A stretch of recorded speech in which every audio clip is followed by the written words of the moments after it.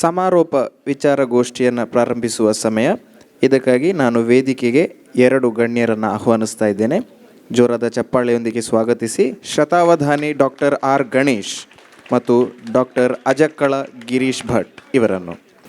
ಎಲ್ಲರಿಗೂ ಈ ಅವಧಿಗೆ ಸ್ವಾಗತ.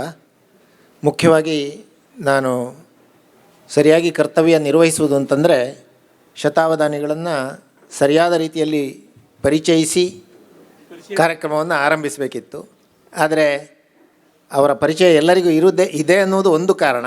ಎರಡನೆಯದ್ದು, ನಾನು ತಮ್ಮೆಲ್ಲರಲ್ಲಿ ವಿನಂತಿಸಿಕೊಳ್ತೇನೆ, ಶತಾವಧಾನಿ ಡಾಕ್ಟರ್ ಆರ್ ಗಣೇಶ್ ಅಂತ ನೀವು ಗೂಗಲಲ್ಲಿ ಅಥವಾ ಯೂಟ್ಯೂಬಲ್ಲಿ ಮುಖ್ಯವಾಗಿ ಸರ್ಚ್ ಮಾಡಿದರೆ ಅವರ ಅಕ್ಷರಶಃ 1000 ಗಂಟೆಗಳ ಭಾಷಣಗಳು, ಉಪನ್ಯಾಸಗಳು, ವಿದ್ವತ್ ಪ್ರವಚನಗಳು ಸಿಗ್ತವೆ. ಆಗ ನಿಮಗೆ ಅವರ ಭಾಷಾಜ್ಞಾನ, ಸಾಹಿತ್ಯ, ಕಲೆಗಳ ಕುರಿತಾದ ಜ್ಞಾನ ಮತ್ತು ಶಾಸ್ತ್ರ ವಿಷಯಕವಾದ, ಶಾಸ್ತ್ರ ಅಂದರೆ ಒಂದಲ್ಲ, ಅದು ಇತಿಹಾಸವಿರ್ಬೋದು, ಸಮಾಜಶಾಸ್ತ್ರ ಇರ್ಬೋದು, ಭಾರತೀಯ ಸಂಸ್ಕೃತಿ ಇರ್ಬೋದು, ಹೀಗೆ ಬೇರೆ ಬೇರೆ ಕ್ಷೇತ್ರಗಳ ಜ್ಞಾನ ಏನು ಅಂತಂದು ನಿಮಗೆ ಗೊತ್ತಾಗ್ತದೆ. ಅಷ್ಟು ಮಾತ್ರ ನಾನು ಈ ಸಂದರ್ಭದಲ್ಲಿ ಹೇಳ್ತೇನೆ. ಕನ್ನಡ, ಸಂಸ್ಕೃತ ಮತ್ತು ಇಂಗ್ಲೀಷ್ ಹೀಗೆ ಬೇರೆ ಬೇರೆ ಭಾಷೆಗಳಲ್ಲಿ ಅವರ 60-70 ಪುಸ್ತಕಗಳು ಈಗಾಗಲೇ ಪ್ರಕಟವಾಗಿವೆ. ಅನುವಾದದ ಕ್ಷೇತ್ರದಲ್ಲಿ ಕೂಡ ಅವರು ಕೆಲಸ ಮಾಡಿದ್ದಾರೆ. ಅನೇಕ ಮಹತ್ವದ ಪ್ರಶಸ್ತಿಗಳು ಕೂಡ ಅವರಿಗೆ ಸಂದಿವೆ. ಈಗ ಈ ಒಂದು ಏನು ಸಾಹಿತ್ಯ ಹಬ್ಬ ಅಥವಾ ಲಿಟ್ ಫೆಸ್ಟ್ ಅಂತ ನಾವು ಕರಿತೇವೆ, ಇದರ ಸಮಾರೋಪ ಸಮಾರಂಭಕ್ಕೆ ಔಚಿತ್ಯಪೂರ್ಣ ಆಗುವಂತಹ ಕೆಲವು ಮಾತುಗಳನ್ನು ಅವರು ನಮ್ಮ ಜೊತೆಗೆ ಆಡಲಿದ್ದಾರೆ. ಮುಖ್ಯವಾಗಿ ಲಿಟ್ ಫೆಸ್ಟಿನ ಒಟ್ಟು ಪರಿಕಲ್ಪನೆಯನ್ನು ನಾವು ಕಳೆದ 6 ಆವೃತ್ತಿಗಳಲ್ಲಿ ಮತ್ತು ಈ 7ನೇ ಆವೃತ್ತಿಯಲ್ಲಿ ಗಮನಿಸಿದರೆ ನಮಗೆ ಗೊತ್ತಾಗುವಂಥದ್ದು ಏನು ಅಂತಂದರೆ, ಭಾಷೆಯ ವಿವಿಧ ಸಾಧ್ಯತೆಗಳನ್ನು ನಮಗೆ ತೆರೆದು ತೋರಿಸುವಂತಹದ್ದು. ಶತಾವಧಾನಿಗಳೇ ಬೇರೆ ಬೇರೆ ಸಂದರ್ಭದಲ್ಲಿ ಹೇಳಿದ್ದಿದೆ, ಭಾಷೆ ಮುಖ್ಯವಾಗಿ 3 ನೆಲೆಗಳಲ್ಲಿ ಕೆಲಸ ಮಾಡಬೇಕು ಅಂತ. ಒಂದು, ವ್ಯಾವಹಾರಿಕವಾಗಿ, ಅಂದರೆ ನಾವು ದಿನನಿತ್ಯ ಬಳಸುವಂತಹ ಮಾತುಕತೆಗಳಿಗೆ, ದೈನಂದಿನ ವ್ಯವಹಾರಕ್ಕೆ ಭಾಷೆ ಬಳಕೆ ಆಗುವಂಥದ್ದು. ಎರಡನೆಯದ್ದು, ಸಾಹಿತ್ಯ ಮತ್ತು ಕಲೆ ಇತ್ಯಾದಿ ಕ್ಷೇತ್ರಗಳಲ್ಲಿ ಅದು ಬಳಕೆ ಆಗುವಂಥದ್ದು. ಮೂರನೆಯದ್ದು, ಶಾಸ್ತ್ರ ವಿಷಯಗಳ ಬರವಣಿಗೆಗೆ, ಅದು ವಿಜ್ಞಾನದ ವಿವಿಧ ವಿಭಾಗಗಳಿರ್ಬೋದು, ಸಮಾಜಶಾಸ್ತ್ರ, ಮಾನವಿಕ ಶಾಸ್ತ್ರ, ಹೀಗೆ ಬೇರೆ ಬೇರೆ ವಿಷಯಗಳಿಗೆ ಸಂಬಂಧಿಸಿದ ಜ್ಞಾನವನ್ನು ನೀಡುವಂತಹ ಒಂದು ಭಾಷೆಯಾಗಿ ಒಂದು ಭಾಷೆ ಬಳಕೆ ಆಗಬೇಕು. ಆಗ ಅದು, ಅದಕ್ಕೆ ಸಂಸ್ಕೃತದಲ್ಲಿ ಬೇರೆ ಬೇರೆ ಹೆಸರುಗಳಿವೆ, ಅದನ್ನು ಹೇಳಿ ಇನ್ನಷ್ಟು ಗೊಂದಲ ಮಾಡುವ ಅಗತ್ಯ ಇಲ್ಲ. ಅವರಿಗೆ ಗೊತ್ತಿದೆ, ನನಗೆ ಗೊತ್ತಿಲ್ಲ. ಹಾಗಾಗಿ ಆನಂತರ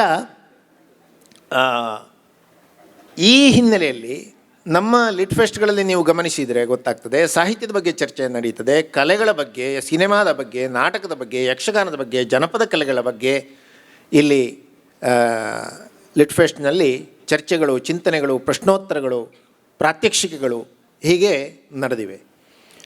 ಹಾಗಾಗಿ ಆ ನೆಲೆಯಲ್ಲಿ ಈ ಲಿಟ್ ಫೆಸ್ಟಿನ ಒಂದು ಔಚಿತ್ಯಪೂರ್ಣತೆ ಅನ್ನೋದು ಅಥವಾ ಔಚಿತ್ಯ ಇದೆ ಅನ್ನೋದು ನಮಗೆ ಬಹಳ ಮುಖ್ಯವಾದದ್ದು. ಈಗ ನಮ್ಮ ಕಲೆ ಮತ್ತು ಸಾಹಿತ್ಯ ಅಥವಾ ಸಾಹಿತ್ಯ ಮತ್ತು ಕಲೆ, ಸಾಹಿತ್ಯವೂ ಒಂದು ಕಲೆಯೇ ಆದ್ದರಿಂದ ಒಟ್ಟಿಗೆ ನಾವು ತಗೊಂಡು ಕೂಡ ಹೇಳ್ಬೋದು. ಅದರ ಒಂದು ಸ್ವಾಯತ್ತತೆ, ಅದಕ್ಕೆ ಬೇರೆ ಬೇರೆ ಕಾರಣಗಳಿಂದ ನಮ್ಮಲ್ಲಿ ಧಕ್ಕೆ ಬರುವಂಥದ್ದನ್ನು ನಾವು ಗಮನಿಸ್ತೇವೆ. ಮುಖ್ಯವಾಗಿ ಈ ಸಾಹಿತ್ಯವನ್ನು ಅಥವಾ ಕಲೆಯನ್ನು ಕೆಲವು ಕನ್ನಡಕಗಳ ಮೂಲಕ, ಬಣ್ಣದ ಕನ್ನಡಕಗಳ ಮೂಲಕ ನೋಡುವಂಥದ್ದು ಮತ್ತು ಎಲ್ಲರೂ ಅದೇ ರೀತಿಯ ಕನ್ನಡಕವನ್ನು ಬಳಸಿ ನೋಡಬೇಕು ಅಂತ ಅಪೇಕ್ಷಿಸುವಂತಹದ್ದು. ಆ ಒಂದು ಕಾರಣದಿಂದ ಕೇವಲ ಸಾಹಿತ್ಯ ಮಾತ್ರ ಅಲ್ಲ, ಈ ಸಾಹಿತ್ಯದ ಕ್ಷೇತ್ರದಲ್ಲಿ ಆಗಿರುವಂಥ ಚಿಂತನೆ ಇತರ ಕಲೆಗಳ ಮೇಲೂ ಆಗಿದೆ. ಇದರ ಕಾರಣ ಮತ್ತು ಪರಿಣಾಮಗಳ ಬಗ್ಗೆ ಶತಾವಧಾನಿಗಳು ಕೆಲವು ಮಾತುಗಳನ್ನು ಹೇಳಬೇಕು ಅಂತ ನಾನು ಕೇಳ್ತೇನೆ. ಓಂ ತತ್ಸತ್. ಎಲ್ಲರಿಗೆ ನಮಸ್ಕಾರ. ಈ 2 ದಿವಸದ ಸಾಹಿತ್ಯ ಹಬ್ಬದಲ್ಲಿ ಇಂದು ಮಾತ್ರ ಪಾಲ್ಗೊಳ್ಳೋದಕ್ಕಾಯಿತು. ಬೆಳಗ್ಗೆಯಿಂದ ಯಾವ ಒಂದು ಗೋಷ್ಠಿಯನ್ನು ಬಿಡದೆ ಈ ವೇದಿಕೆಯಲ್ಲಿ ನೋಡ್ತಾ ಕೇಳ್ತಾ ಬಂದು ಸಂತೋಷಪಟ್ಟಿದ್ದೇನೆ. ನನ್ನ ಕೆಲವೊಂದು ಮಾತುಗಳನ್ನು, ನನ್ನ ಮನಸ್ಸಿನ ಮಾತುಗಳನ್ನು ಕೆಲವರು ಈ ವೇದಿಕೆ ಮೇಲೆ ಆಡಿದ್ದಾರೆ. ಈಗಷ್ಟೇ ಮುಗಿದಂಥ ಗೋಷ್ಠಿಯಲ್ಲಿ ನನ್ನ ಗೆಳೆಯರಾದ ಡಾಕ್ಟರ್ ಜಿ ಬಿ ಹರೀಶ್ ಅವರು ತುಂಬ ಮಾರ್ಮಿಕವಾದ ಸಾರವತ್ತಾದ ದೂರದೃಷ್ಟಿಯ ಎಷ್ಟೋ ಮಾತುಗಳನ್ನು, ಎಲ್ಲಕ್ಕಿಂತ ಮಿಗಿಲಾಗಿ ನಿಷ್ಠುರವಾದ ಆದರೆ ಸತ್ಯವಾದ ವಿಷಯಗಳನ್ನು ಹೇಳಿದ್ದಾರೆ. ಈ ಥರ ಎಷ್ಟೋ ಬಂತು ವಿಕ್ರಮ್ ಸಂಪತ್ ಅವರು ಹೇಳಿದ್ದಾರೆ. ಹೀಗೆಲ್ಲ ಆಗಿದೆ. ಇನ್ನು ಈ ಒಂದು ಅಂಶವನ್ನು ನೋಡಿದಾಗ ಕಲೆ ಸಾಹಿತ್ಯ ಇತ್ಯಾದಿಗಳ ಸ್ವಾಯತ್ತೆಗೆ ಧಕ್ಕೆ ಬರುವಂತೆ ಆಗ್ತಾ ಇದೆ ಅನ್ನೋದಕ್ಕೆ ಮುಖ್ಯ ಕಾರಣ ಏನಂದರೆ, ಹಿರಿಯಣ್ಣನವ್ರ ಮಾತು ನಂಗೆ ಜ್ಞಾಪಕ ಬರುತ್ತೆ. That which is pursued for its own sake is A value ಅಂತ ಕರೀತಾರೆ. ಮೌಲ್ಯ ಎಂದರೆ ಯಾವುದು ಅಂದರೆ ಯಾವುದನ್ನು ಅದಕ್ಕಾಗಿಯೇ ಬೇರೊಂದರ ಅಪೇಕ್ಷೆ ಇಲ್ಲದೆ ಅನನ್ಯವಾಗಿ ಅಗತಿಕ ಗತ್ಯ ಅಂತ ಕರೀತಾರೆ ಸಂಸ್ಕೃತದಲ್ಲಿ, ಅದಕ್ಕಾಗಿಯೇ ಅಪೇಕ್ಷೆ ಪಡುವಂಥದ್ದು ಯಾವುದಿದೆ ಅದು ಮೌಲ್ಯ ಅಂತ ಅನಿಸಿಕೊಳ್ತದೆ ಅಂತ. ಹೀಗಾಗಿ ಸಾಹಿತ್ಯವನ್ನು ಕಲೆಯನ್ನು ಮತ್ತೊಂದಕ್ಕೆ ಸಾಧನವಲ್ಲದೆ ಅದನ್ನೇ ನೇರವಾಗಿ ಇರತಕ್ಕಂಥ ಒಂದು ಕೊನೆ ತುದಿ ಅಂತ ಮಾಡಿಕೊಂಡ್ರೆ ಆಗ ಅವು ಉಳಿಯುತ್ತವೆ. ಈ ವೇದಿಕೆಯಲ್ಲಿ ಮುಂಚೆ ಸಂಸ್ಕೃತದ ಬಗ್ಗೆ ಕನ್ನಡದ ಬಗ್ಗೆ ಎಲ್ಲ ಚರ್ಚೆ ಬಂದಾಗ ಹರೀಶ್ ಅವರು ಹೇಳಿದ್ರು, ನಾನು ಎಷ್ಟೋ ಬಾರಿ ಅದನ್ನು ಆಲೋಚನೆ ಮಾಡಿ ಹೇಳಿದ್ದು ಬರೆದಿದ್ದು ಕೂಡ ಉಂಟು. ಸಂಸ್ಕೃತಕ್ಕೆ ಒಂದು ರಾಜ್ಯ ಇಲ್ಲ, ಅದಕ್ಕಾಗಿ ಪ್ರತಿನಿಧಿಗಳು ಯಾರೂ ಕೂಡ ಜನಪ್ರತಿನಿಧಿಗಳು ಇಲ್ಲ. ಅರೆ ಅಂತರ್ಜಾಲ ಮಾಧ್ಯಮದಲ್ಲಿ ನೋಡಿ, ನೀವು ಯಾವ ಸಂಸ್ಕೃತ ಕಾವ್ಯ ಶಾಸ್ತ್ರ ಓದಬೇಕು ಅಂತಂದರೂ ಫ್ರೀಯಾಗಿ ನಿಮಗೆ ಎಲ್ಲ ಮಾಧ್ಯಮದಲ್ಲೂ ಕೂಡ ಸಿಗುತ್ತದೆ. ನೀವು ಯಾವ ಭಾರತೀಯ ಭಾಷೆಯಿಂದ ಕಲಿಯೋದಕ್ಕೆ ಇಷ್ಟಪಟ್ಟರೂ ಸಿಗುತ್ತದೆ. ಆ ರೀತಿಯಾದದ್ದಿದೆ. ನೀವು ಪ್ರೌಢವಾದ ವ್ಯಾಕರಣ ಇರ್ಬೋದು, ವೇದಾಂತ ಇರ್ಬೋದು, ಮೀಮಾಂಸಾ ಇರ್ಬೋದು, ಬೌದ್ಧ ಇರ್ಬೋದು, ಯಾವುದನ್ನು ಕಲಿಯೋದಕ್ಕೂ ಅದಕ್ಕೆ ಬೇಕಾದಂತೆ ಇದೆ. ಇದು ಪ್ರೀತಿಯಿಂದ ಮಾಡ್ಕೊಂಡು ಬಂದಿರೋದು, ಅದು ತನಗೆ ಒಂದು ಮೌಲ್ಯವಾಗಿ ಮಾಡಿಕೊಂಡು ಬಂದದ್ದು. ನಮ್ಮ ದೇಶ ಭಾಷೆಗಳಲ್ಲಿ ಕೂಡ ಅದು ನಮಗೆ ತುಂಬ ಮುಖ್ಯವಾಗುತ್ತದೆ. ಹಾಗೆ ಮಾಡಬೇಕು. ಈಗ ಶಾಸ್ತ್ರೀಯ ಸಂಗೀತವನ್ನು ಆ ರೀತಿ ಮಾಡಿಕೊಂಡು ಬಂದಿದ್ದಾರೆ. ತಮಿಳುನಾಡಿನಲ್ಲಿ ಇವತ್ತಿಗೂ ಕರ್ನಾಟಕ ಸಂಗೀತವನ್ನು ಒಂದು ಹುಚ್ಚು ಅನ್ನುವಂತೆ ಪ್ರೀತಿಸ್ತಾರೆ. ಆ ಉನ್ಮಾದ ಇಲ್ಲದೇ ಇದ್ದರೆ, ಕಳೆದ ತಿಂಗಳಷ್ಟೇ ಮದ್ರಾಸ್ನ ಸೀಸನ್ ಆಯಿತು, ಅಲ್ಲಿಗೆ ಹೋಗಿ ಕಾರ್ಯಕ್ರಮಗಳನ್ನೆಲ್ಲ ನೋಡಿ ಬಂದದ್ದಾಗಿತ್ತಲ್ಲ, ಈ ರೀತಿಯಾದಂಥ ಒಂದು ಉನ್ಮಾದದ ಸ್ಥಿತಿಯಲ್ಲಿ ಅದಕ್ಕೊಂದು ಪ್ರೀತಿ ಬೇಕಾಗುತ್ತದೆ. ಹೀಗಾಗಿ ಅದನ್ನೊಂದು ಮೌಲ್ಯವಾಗಿ ನೋಡಬೇಕು. ಅದನ್ನು ಇನ್ಯಾವುದೋ ಒಂದು ಸ್ಥಾನಕ್ಕೋ ಮಾನಕ್ಕೋ ಪ್ರಶಸ್ತಿಗೋ ಪುರಸ್ಕಾರಕ್ಕೋ ಒಂದು ಮೆಟ್ಟಿಲು ಅಂತಾದರೆ, ಬೇರೊಂದು ಮೆಟ್ಟಿಲು ಬಂದರೆ ಇದನ್ನು ತಳ್ಳಿ ಹಾಕಿಬಿಡ್ತಾರೆ. ಹೀಗಾಗಿ ಈ ಅನನ್ಯತೆ ಉಳಿಸಿಕೊಳ್ಳುವಲ್ಲಿ ಹರೀಶ್ ಅವರು ಹೇಳಿದ ಮಾತನ್ನೇ ಹೇಳಬೇಕು, ಪ್ರೀತಿ ಬಹಳ ಮುಖ್ಯವಾದದ್ದು ಅಂತ. ಈಗ ಆ ಒಂದು ಪ್ರೀತಿ ತುಂಬ ಕಡಿಮೆ ಆಗ್ತಾ ಇರೋದು ನೋಡ್ತಾ ಇದ್ದೀವಿ. ವೈರ ದ್ವೇಷ ಅದು ಹೆಚ್ಚಾಗಿದೆ. ಮತ್ತು ಪ್ರೀತಿ ಪರಿಶ್ರಮ ಎಷ್ಟುಪಟ್ಟರೂ ಅದು ಬಳಲಿಕೆ ಅಂತ ಅನಿಸೋಲ್ಲ. ಪ್ರೀತಿ ಯಾವ ದಣಿವನ್ನು ಕೂಡ ನಮಗೆ ಮಾಡಿಸೋದಿಲ್ಲ. ಹೀಗೆ ಪ್ರೀತಿಯ ಈ ರಹಸ್ಯವನ್ನು ನೋಡಿಕೊಂಡ್ರೆ ನಮಗೆ ತನ್ನಂತೆ ತಾನೇ ವಿಷಯಗಳು ಮೈಗೂಡಿ ಬರುತ್ತವೆ ಅಂತ ಗೊತ್ತಾಗುತ್ತದೆ. ಒಂದು ವಿಷಯ ಹೇಳ್ತೀನಿ ನೋಡಿ. PK ಗೋಡೆ ಅಂತ ಮಹಾವಿದ್ವಾಂಸರಿದ್ದರು ಮಹಾರಾಷ್ಟ್ರದಲ್ಲಿ. ಪುಣೆಯ ಭಂಡಾರ್ಕರ್ಸ್ ಓರಿಯೆಂಟಲ್ ರಿಸರ್ಚ್ ಇನ್ಸ್ಟಿಟ್ಯೂಟ್ ಅಂತ ಯಾವುದಿದೆ, ಬೋರಿ ಅಂತ ಕರೀತಾರಲ್ಲ, ಅದಕ್ಕೆ ಕ್ಯೂರೇಟರ್ ಆಗಿದ್ದವರು ಅವರು. ಅವರ ಹೆಸರಿನಲ್ಲಿ ಇರುವಷ್ಟು ಅವರ ಹೆಸರಿನಲ್ಲಿರೋದು ಅಂದರೆ ಅವರೇ ಮಾಡಿದ್ದು, ಬೇರೆಯವ್ರ ಕೈಲಿ ಮಾಡಿಸಿ ತಾವು ಹೆಸರು ಹಾಕ್ಕೊಂಡಿದ್ದಲ್ಲ. ಇದುವರೆಗೂ ಸಾಂಸ್ಕೃತಿಕವಾದಂತಹ ಸಾಹಿತ್ಯಿಕವಾದ ಗ್ರಂಥ ಸಂಬಂಧಿಯಾದಂಥ ಸಂಶೋಧನಾ ಲೇಖನಗಳ ಅತಿ ಹೆಚ್ಚಿನ ಸಂಖ್ಯೆ ಡಾಕ್ಟರ್ PK ಗೋಡೆ ಅವರದು ಅಂತ ಗೊತ್ತಾಗುತ್ತದೆ. ಅವರಿಗೆ ಅದರ ಬಗ್ಗೆ ಎಷ್ಟು ಬದ್ಧತೆ ಇತ್ತು ಅಂತಂದರೆ, ಅವರು ಯಾವ ಬಂಧುಗಳ ಯಾವ ಮಿತ್ರರ ಮನೆಯ ಸಮಾರಂಭಗಳಿಗೂ ಹೋಗ್ತಾ ಇರಲಿಲ್ಲ, ಸಮಯ ಹಾಳು ಅಂತ. ಅವ್ರ ಮಗನ ಮದುವೆ ಆಯಿತು, ಮಗನ ಮದುವೆಗೂ ಅವ್ರು ಹೋಗಲಿಲ್ಲ. ಇದು ಎಲ್ಲಿಯಾದರೂ ಕೇಳೋದಕ್ಕೆ ಉಂಟಾ, ನೋಡೋದಕ್ಕೆ ಉಂಟಾ? ಈ ಮಟ್ಟಿಗೆ ಒಂದು ಪ್ರೀತಿ. ಅದು ಯಾಕೆ? ಇದೇ ನಮ್ಮ ಕರ್ನಾಟಕದಲ್ಲಿ ಇದ್ದಂಥ ಮಹಾವಿದ್ವಾಂಸರು ಡಾಕ್ಟರ್ K ಕೃಷ್ಣಮೂರ್ತಿಯವರು. ಹಿರಿಯಣ್ಣನವರಾದ ಮೇಲೆ ನಮ್ಮ ರಾಜ್ಯದ ಹೆಸರನ್ನು ಅಂತಾರಾಷ್ಟ್ರೀಯ ಮಟ್ಟದಲ್ಲಿ ಸಂಸ್ಕೃತ ಕ್ಷೇತ್ರದಲ್ಲಿ ಎತ್ತಿ ಹಿಡಿದಂಥವ್ರು ಡಾಕ್ಟರ್ K ಕೃಷ್ಣಮೂರ್ತಿ. ಅವರಿಗೆ 7 ಜನ ಹೆಣ್ಣು ಮಕ್ಕಳಿದ್ದರು. ಅವ್ರ ಹೆಂಡತಿಗೆ ಹೇಳಿಬಿಟ್ಟಿದ್ರು, ನೀನೇ ಎಲ್ಲ ಮನೆ ಉಸ್ತುವಾರಿ ಎಲ್ಲ ನೋಡ್ಕೋಬೇಕು ಅಂತ. ಮದುವೆ ಮಾಡೋದಿದ್ದರೆ ಭಾನುವಾರ ಮಾಡಬೇಕು, ನಾನು ಕಾಲೇಜ್ ಹೋಗದೆ ಇರೋಕ್ಕಾಗೋಲ್ಲ ಅಂತ. ಮದುವೆ ದಿವಸ ಕೂಡ ಅವ್ರು ಯಾವುದೋ ಒಂದು ಕೊಠಡಿನಲ್ಲಿ ಪ್ರೂಫ್ ನೋಡ್ತಾ ಇರೋರು ಸಂಶೋಧನಾ ಲೇಖನಗಳಿಗೆ, ಇಲ್ಲ ಇನ್ಯಾವುದೋ ಬರವಣಿಗೆಗೆ ಟಿಪ್ಪಣಿ ಮಾಡ್ಕೊಳ್ಳೋರು. ಕನ್ಯಾದಾನ ಮಾಡುವಾಗ ಪುಸ್ತಕ ಕೈಯಲ್ಲಿ ಇಟ್ಕೊಂಡು ಬಂದು ದಾನ ಮಾಡಿಬಿಟ್ಟು ಹೊರಟೋಗ್ಬಿಡ್ತಾಯಿದ್ರು ಕನ್ಯಾದಾನ. ಅಂದರೆ ಈ ಮಟ್ಟದ ಒಂದು ಹುಚ್ಚು ಪ್ರೀತಿ ಅದು ಇದ್ದಿದ್ದರಿಂದ ಇವತ್ತು ಎಷ್ಟೋ ವಿಷಯಗಳು ನಮಗೆ ಉಳಿದುಕೊಂಡು ಬಂದಿವೆ. ಇದು ಬೇಕಾಗುತ್ತದೆ. ನಮ್ಮ ದೇಶದಲ್ಲಿ ಈಗ ಹೇಗೆ ಬಂದಿದೆಯೋ ಗೊತ್ತಿಲ್ಲ, ಸರ್ಕಾರದ ಮತ್ತು ಸಾರ್ವಜನಿಕ ಸಂಸ್ಥೆಗಳ ಒತ್ತಾಸೆ ಶುದ್ಧವಾದ ಈ ರೀತಿ ಪರ್ಸ್ಯೂಟ್ಸ್ ಅಂತೀವಲ್ಲ, ಅಂದರೆ ಲಾಭದಾಯಕವಲ್ಲದ ಈ ರೀತಿಯಾದ ಒಂದು ಅನುಸಂಧಾನಗಳಿಗೆ ಎಷ್ಟು ಮಟ್ಟಿಗೆ ಸಹಕಾರ ಇದೆಯೋ ಇಲ್ಲವೋ ಗೊತ್ತಿಲ್ಲ. ಆದರೆ ವ್ಯಕ್ತಿ ಮಹಾತ್ಮ್ಯದಿಂದಲೇ ಎಲ್ಲ ನಡೆದಿರೋದು ಅಂತ ಗೊತ್ತಾಗುತ್ತದೆ. ಅದನ್ನು ನಾವು ಗಮನಿಸಿ ಹೇಳಬೇಕಾಗುತ್ತದೆ. ವ್ಯಕ್ತಿ ಮಹಾತ್ಮ್ಯದಿಂದ ನಡ್ಕೊಂಡು ಬಂದಿದೆ. ಮಹಾಮಹೋಪಾಧ್ಯಾಯ ಭಾರತ ರತ್ನ PV ಕಾಣೆಯವರು, ಅವರು ಏಕಮೇವಾದ್ವಿತೀಯರಾಗಿ 50 ವರ್ಷಗಳ ಕಾಲ ಸಂಶೋಧನೆ ಮಾಡಿ ಹಿಸ್ಟ್ರಿ ಆಫ್ ಧರ್ಮಶಾಸ್ತ್ರ ಬರೆದರು. ಅದಕ್ಕಾಗಿ ಒಂದು 100 ನೋಟ್ ಬುಕ್ಗಳಲ್ಲಿ ನೋಟ್ಸ್ ಮಾಡ್ಕೊಂಡಿದ್ರು. ಈ ದೊಡ್ಡ ಕೆಲಸ ಮಾಡಿದ್ರಿಂದ ನಮಗೆ ಏನಾದ್ರು ದೊಡ್ಡ ಲಾಭ ಬಂತ ಅಂತ ಯಾರೋ ಕೇಳಿದ್ದಕ್ಕೆ ಕೊನೆಯ ಸಂಪುಟದಲ್ಲಿ 5ನೇ ಸಂಪುಟದ 2ನೇ ಭಾಗದ ಕೊನೆಯಲ್ಲಿ ಅವರು ತಪಶೀಲ್ ಕೊಡ್ತಾರೆ. ಕೊನೆಗೆ ಎಷ್ಟು ಬಂತು, ಟೈಪಿಸ್ಟ್ಗೆ ಎಷ್ಟು ಕೊಟ್ಟಿದ್ದು, ಏನು ಮಾಡಿದ್ದು, ಒಂದೊಂದು ಅಕ್ಷರವೂ ಅವರೇ ಬರೆದ್ರು. ಈಗೆಲ್ಲ ದೊಡ್ಡ ದೊಡ್ಡ ಸಂಶೋಧನೆ ಮಾಡೋರು ಒಂದು ಟೀಮ್ ಆಫ್ ವರ್ಕರ್ಸ್ ಅಂತ, ಟೀಮ್ ಆಫ್ ರಿಸರ್ಚರ್ಸ್ ಅಂತ ಇಟ್ಕೊಂಡು ಅವರನ್ನು ಸ್ಪಾನ್ಸರ್ ಮಾಡಿ ಕೊನೆ ಹೆಸರು ಮಾತ್ರ ಇವರದಾಗಿರುತ್ತೆ. ಇವರು ಎಲ್ಲ ನಟ್ಟು ಬೋಲ್ಟ್ಗಳನ್ನು ಸೇರಿಸ್ತಕ್ಕಂಥ ಒಂದು ಅಸೆಂಬ್ಲಿ ಯೂನಿಟ್ ಆಗಿರ್ತಾರೆ. ಎಷ್ಟೋ ಬಾರಿ ವಿದ್ವಾಂಸರು ಅಂದ್ಕೊಳ್ಳೋರು ಕಾಣಿ ಅವರಿಗೆ ಪ್ರತಿ ಅಕ್ಷರವೂ ಅವ್ರಿಗೆ ಗೊತ್ತಿತ್ತು.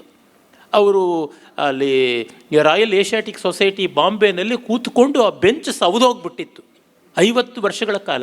ಅವರು ದೊಡ್ಡ ಲಾಯರು ಕೂಡ ಆಗಿದ್ದವರು. ಆ ರೀತಿಯಾದ ಒಂದು ಸಮರ್ಪಿತವಾದ ರೀತಿಯ ಕೆಲಸ ಮಾಡುವ ಪ್ರೀತಿ ಬೇಕಾಗುತ್ತದೆ, ಅನನ್ಯವಾದಂಥ ಒಂದು ಮೌಲ್ಯ ಬೇಕಾಗುತ್ತದೆ. ಅದು ತುಂಬ ದೊಡ್ಡ ಕೆಲಸ ಮಾಡ್ತದೆ. ಯಾತಕ್ಕೆಂದರೆ ಈಗ ನೋಡಿ, ಶ್ರೀಲಂಕಾದ ಒಬ್ಬ ವಿದ್ವಾಂಸ, ಅವರು ಪ್ಯಾಟ್ರಿಕ್ ಒಲಿವಿಲೆ ಅಂತ ವಿದೇಶಗಳಲ್ಲಿದ್ದು ಈಗ ಧರ್ಮಶಾಸ್ತ್ರ ಅರ್ಥಶಾಸ್ತ್ರದ ಬಗ್ಗೆ ಬೇಕಾದಷ್ಟು ಬರವಣಿಗೆ ಮಾಡ್ತಾರೆ.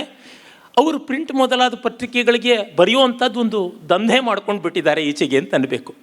ಅರ್ಥಶಾಸ್ತ್ರ ಈಚಿನ ಕಾಲದ್ದು, ಗುಪ್ತರಿಗಿಂತ ಮುಂಚೆ ನಮ್ಮ ದೇವಸ್ಥಾನಗಳೇ ಇರಲಿಲ್ಲ. ಈ ರೀತಿಯಾದದ್ದು ಅಸಂಬದ್ಧಗಳನ್ನು ಬರಿತಾನೇ ಇರ್ತಾರೆ. ಅದಕ್ಕೆ ಉತ್ತರ ಕೊಡೋದಕ್ಕೆ ನಮ್ಮಲ್ಲಿ ಗಟ್ಟಿ ವಿದ್ವಾಂಸರು ಎಲ್ಲಿದ್ದಾರೆ? ಅದನ್ನು ನೋಡಿದಾಗ ತುಂಬ ದುರಂತ ಅನಿಸುತ್ತೆ.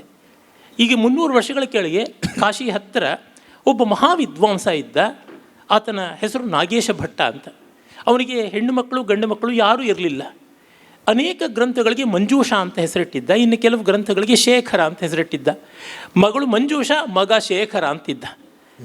ಅವನಿಗೆ ಓದಿ ಮಾಡಿ ಎಲ್ಲ ಮಾಡಿ ಬೆನ್ನು ಬಗ್ಗಿ ಹೋಗಿಬಿಟ್ಟಿತ್ತು. ಗೋಡೆಯಲ್ಲಿ ಒಂದು ರಂಧ್ರ ಮಾಡಿಕೊಂಡು ಗೂನು ಬೆನ್ನನ್ನು ಅದಕ್ಕೆ ಸಿಗಿಸ್ಕೊಂಡು ಬರವಣಿಗೆ ಮಾಡ್ತಾ ಇದ್ದ. ಹಾಗೆ ಮಾಡ್ತಾ ಇದ್ದಾಗ ಒಮ್ಮೆ ಕಾಶಿ ಮಹಾರಾಜ ಬಂದು ನಿನಗೇನು ಬೇಕು ಅಂದರೆ, ಆಗ ಮಹಾಭಾಷ್ಯಕ್ಕೆ ವ್ಯಾಖ್ಯಾನದ ಮೇಲಿನ ವ್ಯಾಖ್ಯಾನ ಉದ್ಯೋತ ಬರೀತಾ ಇದ್ದ. ನನಗೆ ಈ ಭಾಗ ಅರ್ಥ ಆಗಿಲ್ಲ, ನನಗೆ ಅರ್ಥ ಮಾಡಿಸ್ಬೇಕಷ್ಟೇ ನೀನು ಮಾಡಬಹುದಾದ ಸಹಾಯ, ಇನ್ನೇನೂ ಅಲ್ಲ ಅಂತ. ಅಂದರೆ ಇದನ್ನು ನಾವು ನಂಬೋಕ್ಕಾಗೋದಿಲ್ಲ. ಈ ರೀತಿಯಾದ ಒಂದು ಪ್ರೀತಿ ಇಲ್ಲದೇ ಇದ್ದರೆ ನಾವು ಎಷ್ಟು ಸ್ವಾಯತ್ತೆ ಅಂತಂದರೂ ಏನಂದರೂ ಆಗೋಲ್ಲ. ಆರ್ ದಿವಾಕರ್ ಅಂತ ಒಬ್ಬರು ಮಂತ್ರಿಯಾಗಿದ್ದರು ಹಿಂದೆ. ಈ ಸಂಯುಕ್ತ ಕರ್ನಾಟಕ ಇತ್ಯಾದಿಗಳನ್ನೆಲ್ಲ ಸ್ಥಾಪನೆ ಮಾಡಿದವರು ಕೂಡ ಅವರೇ ಅಂತ ಕೇಳಿದ್ದೀನಿ. DVG ಅವ್ರ ಮನೆಗೆ ಅವರು ಬಂದರು. ಆಕಾಶವಾಣಿಯಲ್ಲಿ ಅವರು ಕೆಲಸ ಮಾಡ್ತಾಯಿದ್ರು, ಮಂತ್ರಿಗಳಾಗಿದ್ದರು. ಹಾಗೆ ಹೇಳಿದ್ರು, ನೋಡಿ ನಮ್ಮ ಕನ್ನಡದಲ್ಲಿ ಗಮಕ ಕಲೆ ಅಂತಿದೆ, ಅದಕ್ಕಾಗಿ ಗಮಕಿ ಭಾರತದ ಬಿಂದುರಾಯರು ಅಂತಿದ್ದಾರೆ, ಅವರಿಗೆ 90 ವರ್ಷ ಆಯಿತು. ನಮ್ಮ ಕರ್ನಾಟಕ ಸಂಗೀತದ ದೊಡ್ಡ ಗಾಯಕರು ಮೈಸೂರು ವಾಸುದೇವಾಚಾರ್ಯರು ವಾಗ್ಗೇಯಕಾರರಿದ್ದಾರೆ, ಅವರಿಗೂ 90. ಅವರ ಧ್ವನಿಯನ್ನು ಮುಂದಿನವರಿಗೆ ಕಾಪಾಡೋದಕ್ಕೆ ಒಂದು ಟೇಪ್ ರೆಕಾರ್ಡ್ರು, ಅದಕ್ಕೊಂದು 4 ಕ್ಯಾಸೆಟ್ಗಳು ಈ ವ್ಯವಸ್ಥೆ ಮಾಡಿಸಿ, ಅವರು ನಿಮ್ಮ ಆಕಾಶವಾಣಿಗೆ ಬಂದು ಹಾಡೋಕ್ಕಾಗೋಲ್ಲ ಆ ವಯಸ್ಸಿನಲ್ಲಿ. ಅವರಿಗೆ ಲಹರಿ ಬಂದಾಗ ಯಾವುದೋ ಸಂಜೆ ಹೊತ್ತೋ ರಾತ್ರಿ ಹೊತ್ತೋ ಹಾಡ್ಕೋತಾರೆ. ಅದಕ್ಕೆ ಹೆಚ್ಚಂದರೆ ಒಂದು 5-6 ಸಾವಿರ ಖರ್ಚಾದೀತು ಅಂತ. ಅದೂ ಆಗಲಿಲ್ಲ ಸರ್ಕಾರದಿಂದ.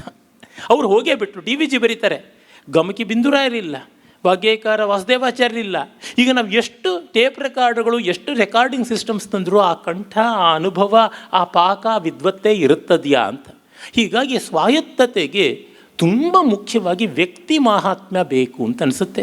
ಅಸಂಘಟಿತವಾದ ಅಂದರೆ ಯಾವುದನ್ನು ನಾವು ಕಮ್ಯುನಿಟಿ ಸೆಂಟ್ರಿಕ್ ಆದದ್ದು ಅಂತೀವಿ ನಮ್ಮ ಜೀವನ. It is not system centric. Our country is even today not system centric. It's A virtue by it self, it's A great boon by it self. ಆದರೆ ಈ ಕಮ್ಯುನಿಟಿ ಸೆಂಟ್ರಿಕ್ ಆಗಿದೆಯಲ್ಲ, ನನ್ನ ಗುರುಗಳ ಬಗ್ಗೆ ಹೇಳ್ತಾ ಇದ್ರು, ಮಂಗಳಾರತಿ ತಟ್ಟೆನಲ್ಲಿ ಹಾಕಿರುವಂತಹ ಕಾಸಿಂದಲೇ ಅವರ ಸಂಗೀತ ಕಚೇರಿ ಏರ್ಪಾಟಾಗೋದು ಅಂತ. ಅಕಾಡೆಮಿಗಳಿಂದ ಆಗೋದಿಲ್ಲ, ಸಂಸ್ಥೆಗಳಿಂದ ಆಗೋದಿಲ್ಲ, ಜಾತಿ ನೀತಿ ಇತ್ಯಾದಿಗಳೆಲ್ಲ ನೋಡ್ತಾರೆ. ಹೀಗಲ್ಲದೆ ದೇವಸ್ಥಾನದ ಮಂಗಳಾರತಿ ತಟ್ಟೆ ಮೇಲೆ ಸಂಭಾವನೆ ನಿರ್ಧಾರಿತವಾಗುವ ಅವರ ಕಚೇರಿ ಆಗೋದು ಹಾಗೆ ಅಂತ. ಇದು ಆಗಿರುವ ಸ್ಥಿತಿ. ವಿಷಾದ ಪಡಬೇಕಾಗಿಲ್ಲ, ಆದರೆ ಕಮಿಟ್ಮೆಂಟ್ ಬೇಕು, ಪ್ರೀತಿ ಬೇಕು. ಅದು ಬಹಳ ಮುಖ್ಯ ಬೇಕಾಗಿರೋದು ಅಂತ ನಂಗೆ ಅನಿಸುತ್ತೆ. ಅಂದರೆ ಸಾಹಿತ್ಯ ಕಲೆಯ ಜೊತೆಗೆ ಜ್ಞಾನದ ವಿಷಯವನ್ನು ಕೂಡ ನೀವು ಕವರ್ ಮಾಡಿ ಹೇಳಿದ್ರಿ. ಮುಖ್ಯವಾಗಿ ಅವರು ಒಂದು ಮಾತನ್ನು ಹೇಳಿದರು ಶತವಾದಾನಿಗಳು, ಸಂಸ್ಕೃತದ ಸಾಹಿತ್ಯ ನಮಗೆ ಆನ್ಲೈನಲ್ಲಿ ಇವತ್ತು ಅಂತರ್ಜಾಲದಲ್ಲಿ ಲಭ್ಯ ಇದೆ ಅಂತ. ನೀವು ಕುತೂಹಲ ಇದ್ದರೆ ಅವರು ಬೋರಿ ಅಂತ ಹೇಳಿದರು. ಬೋರಿ ಅಂದರೆ ತುಳುನಾಡಿನಲ್ಲಿ ಹೋರಿ ಅಂತ ಅರ್ಥ. ಅದಲ್ಲ, ಪುಣೆ ಭಂಡಾರ್ಕರ್ಸ್ ಇನ್ಸ್ಟಿಟ್ಯೂಟ್ ಅವರು ಸುಕ್ತಂಕರ್ ಅವರ ಮಹಾಭಾರತದ ಕ್ರಿಟಿಕಲ್ ಎಡಿಷನ್ ತಂದದ್ದು. ನಮಗೆ ನೋಡಿದರೆ ಆಶ್ಚರ್ಯ ಆಗುತ್ತೆ. ಸಂಸ್ಕೃತದ ಟೆಕ್ಸ್ಟು, ಕನ್ನಡ, ತಮಿಳು, ಮಲಯಾಳ ಇತ್ಯಾದಿ ಭಾರತೀಯ ಭಾಷೆಗಳ ಟೆಕ್ಸ್ಟು ಏಕಕಾಲದಲ್ಲಿ ನಮಗೆ ಸಿಗ್ತದೆ. ನಮಗೆ ಯಾವುದು ಆಯ್ಕೆ ಬೇಕೋ ಅದನ್ನು ಆಯ್ಕೆ ಮಾಡಿದರೆ ಆಯಿತು ಅಷ್ಟೇ. ಆ ಟೆಕ್ಸ್ಟ್ನಲ್ಲಿ ನಮಗೆ ಎಷ್ಟು ಶ್ಲೋಕಗಳಿರ್ಬೋದು? ಅದರಲ್ಲಿ 85,000 ಶ್ಲೋಕಗಳು ನಮಗೆ ತಕ್ಷಣ ನಮ್ಮ ಪರದೆಯಲ್ಲಿ ಬರ್ತದೆ. ಅದ್ಭುತವಾಗಿದೆ. ಕನ್ನಡ ಕೂಡ ತಪ್ಪಿಲ್ಲ. ನಾನು ಗಮನಿಸಿದಾಗೆ ತಪ್ಪಿಲ್ಲದ ಕನ್ನಡ. ಸಂಸ್ಕೃತವನ್ನು ಕನ್ನಡ ಅಕ್ಷರದಲ್ಲಿ ನಾವು ಓದಿ ಒರಿಜಿನಲ್, ಈಗ ಸದ್ಯಕ್ಕೆ ನಾವು ಯಾವುದನ್ನು ವ್ಯಾಸಭಾರತ ಅಂತ ಒಪ್ಪಿಕೊಂಡಿದ್ದೇವೋ ಅಷ್ಟು ವಿದ್ವಾಂಸರು ಸುಮಾರು 50 ವರ್ಷಗಳಿಗಿಂತಲೂ ಬಹುಶಃ ಹೆಚ್ಚು ವರ್ಷಗಳಲ್ಲಿ ಸಂಪಾದನೆ ಮಾಡಿದಂಥ ಟೆಕ್ಸ್ಟು ಭಾರತದ ಅನೇಕ ಭಾಷೆಗಳಲ್ಲಿ ಅದನ್ನು ಓದ್ಬೋದು. ಸಂಸ್ಕೃತದಲ್ಲೂ ಓದ್ಬೋದು ಸಾಧ್ಯ ಇದ್ದರೆ.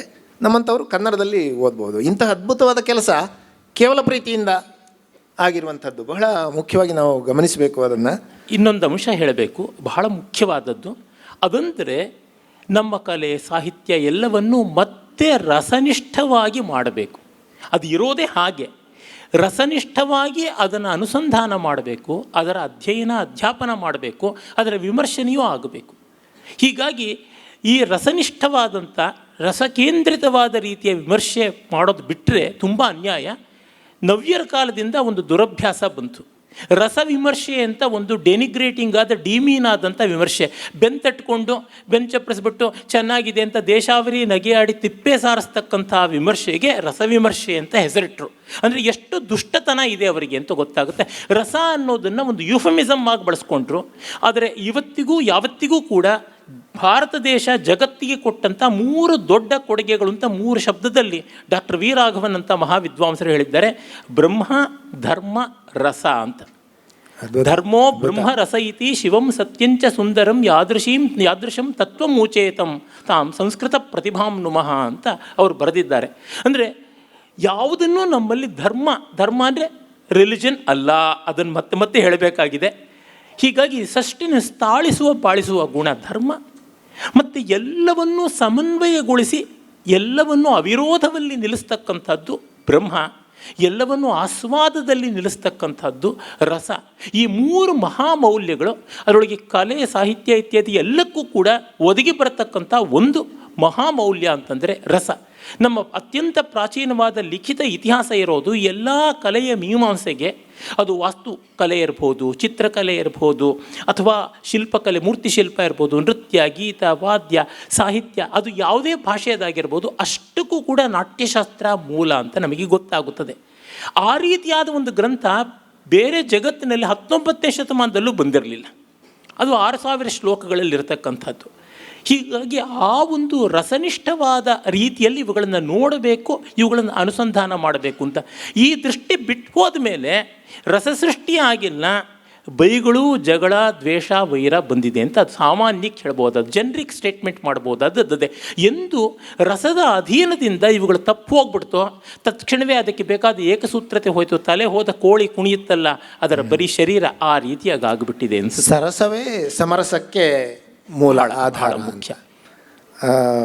ಈಗ ಮುಖ್ಯವಾಗಿ ನಮ್ಮ ಕಲೆಯಾಗಲಿ, ಸಾಹಿತ್ಯವಾಗಲಿ ಮತ್ತು ಜ್ಞಾನದ ಕ್ಷೇತ್ರವಾಗಲಿ ಅದು ಸ್ವಲ್ಪ ಇರಬೇಕಾದ ರೀತಿ ಇಲ್ಲದೇ ಇರಲಿಕ್ಕೆ ಅಥವಾ ಅಡ್ಡದಾರಿಯಲ್ಲಿ ಇರಲಿಕ್ಕೆ ನಮ್ಮ ಭಾಷೆಯನ್ನು ನಾವು ಕಡೆಗಣಿಸಿರುವಂಥದ್ದು. ಭಾಷೆ ಅಂದರೆ ನಾನು ಬರೀ ಕನ್ನಡ ಅಂತ ಹೇಳ್ತಾ ಇರಲಿಲ್ಲ, ಒಟ್ಟಿನಲ್ಲಿ ಭಾಷೆಯ ಕುರಿತಾದ ಅಧ್ಯಯನ, ಸರಿಯಾದ ಗ್ರಹಿಕೆಗಾಗಲಿ ಸರಿಯಾದ ಅಭಿವ್ಯಕ್ತಿಗಾಗಲಿ ನಮಗೆ ಬಹಳ ಮುಖ್ಯವಾಗಿ ಬೇಕಾಗುವಂಥದ್ದು ಭಾಷೆ. ನಮ್ಮ ಶಿಕ್ಷಣ ವ್ಯವಸ್ಥೆಯಲ್ಲಿ ಅಥವಾ ಯಾವುದೇ ಹಂತದ ಶಿಕ್ಷಣ ಇರ್ಬೋದು, ಈ ಭಾಷೆಯನ್ನು ನಾವು ಕಡೆಗಣಿಸ್ತಾ ಇರೋದು ಬಹುಶಃ ಅದರ ಬಗ್ಗೆ ತಮ್ಮ ಅಭಿಪ್ರಾಯ ಏನು? ಬಹಳ ನಿಜವಾದ ಮಾತು. ತುಂಬ ಯುಟಿಲಿಟೇರಿಯನ್ ಅಂತ, ಟ್ರಾನ್ಸಾಕ್ಷನಲ್ ಅಂತೀವಲ್ಲ, ಆ ರೀತಿಯಾಗಿ ನೋಡ್ಕೊಂಡು ಬಿಟ್ಟಿದ್ದಾರೆ. ಅದು ಬಹಳ ದೊಡ್ಡ ಅಪಾಯ. ಈಗ ಬಾಂಧವ್ಯಕ್ಕೆ ಹೇಗೆ ನೋಡ್ಕೊಂಡಿದ್ದಾರೋ, ಕೌಟುಂಬಿಕ ಬಾಂಧವ್ಯಕ್ಕೆ, ಸ್ನೇಹಕ್ಕೆ ಅದೇ ರೀತಿ ಭಾಷೆಯನ್ನು ಹಾಗೆ ನೋಡ್ಕೊಂಡಿದ್ದಾರೆ. ನೀವು ಆರಂಭದಲ್ಲಿ ಹೇಳಿದ್ರಿ ಭಾಷೆಗೆ 3 ಆಯಾಮ ಇದೆ ಅಂತ. ಶಾಸ್ತ್ರದ್ದು, ಲೋಕದ್ದು ಮತ್ತು ಕಲೆಯದು 3. ಅದೇ ಅಭಿಧ, ಲಕ್ಷಣ, ವ್ಯಂಜನ ಅಂತ 3 ಭಾಷಾ ವ್ಯಾಪಾರ ಅಂತ ನಮ್ಮಲ್ಲಿ ಆದಿಕಾಲದಿಂದ ಕೂಡ ಹೇಳಿದ್ದಾರೆ. ಜೊತೆಗೆ ಆ ಭಾಷೆಯ ಸೂಕ್ಷ್ಮತೆ ತನ್ನಂತೆಯೇ ಅದು ಒಂದು ಏನಂದರೆ, ಭೈರಪ್ಪನವರು ಒಂದು ಕಡೆ ಸಾಹಿತ್ಯ ಸಂಗೀತದ ಹದವನ್ನು ಪಡೆಯಬೇಕು ಅಂತಂತಾರೆ. ಅದು ಹದವನ್ನು ಪಡೆಯೋಕ್ಕಾಗೋದು ಯಾವಾಗ? ಈ ಭಾಷೆಯ ಸೂಕ್ಷ್ಮತೆಗಳನ್ನು ಗಮನಿಸಿಕೊಂಡಾಗ ಮಾತ್ರ.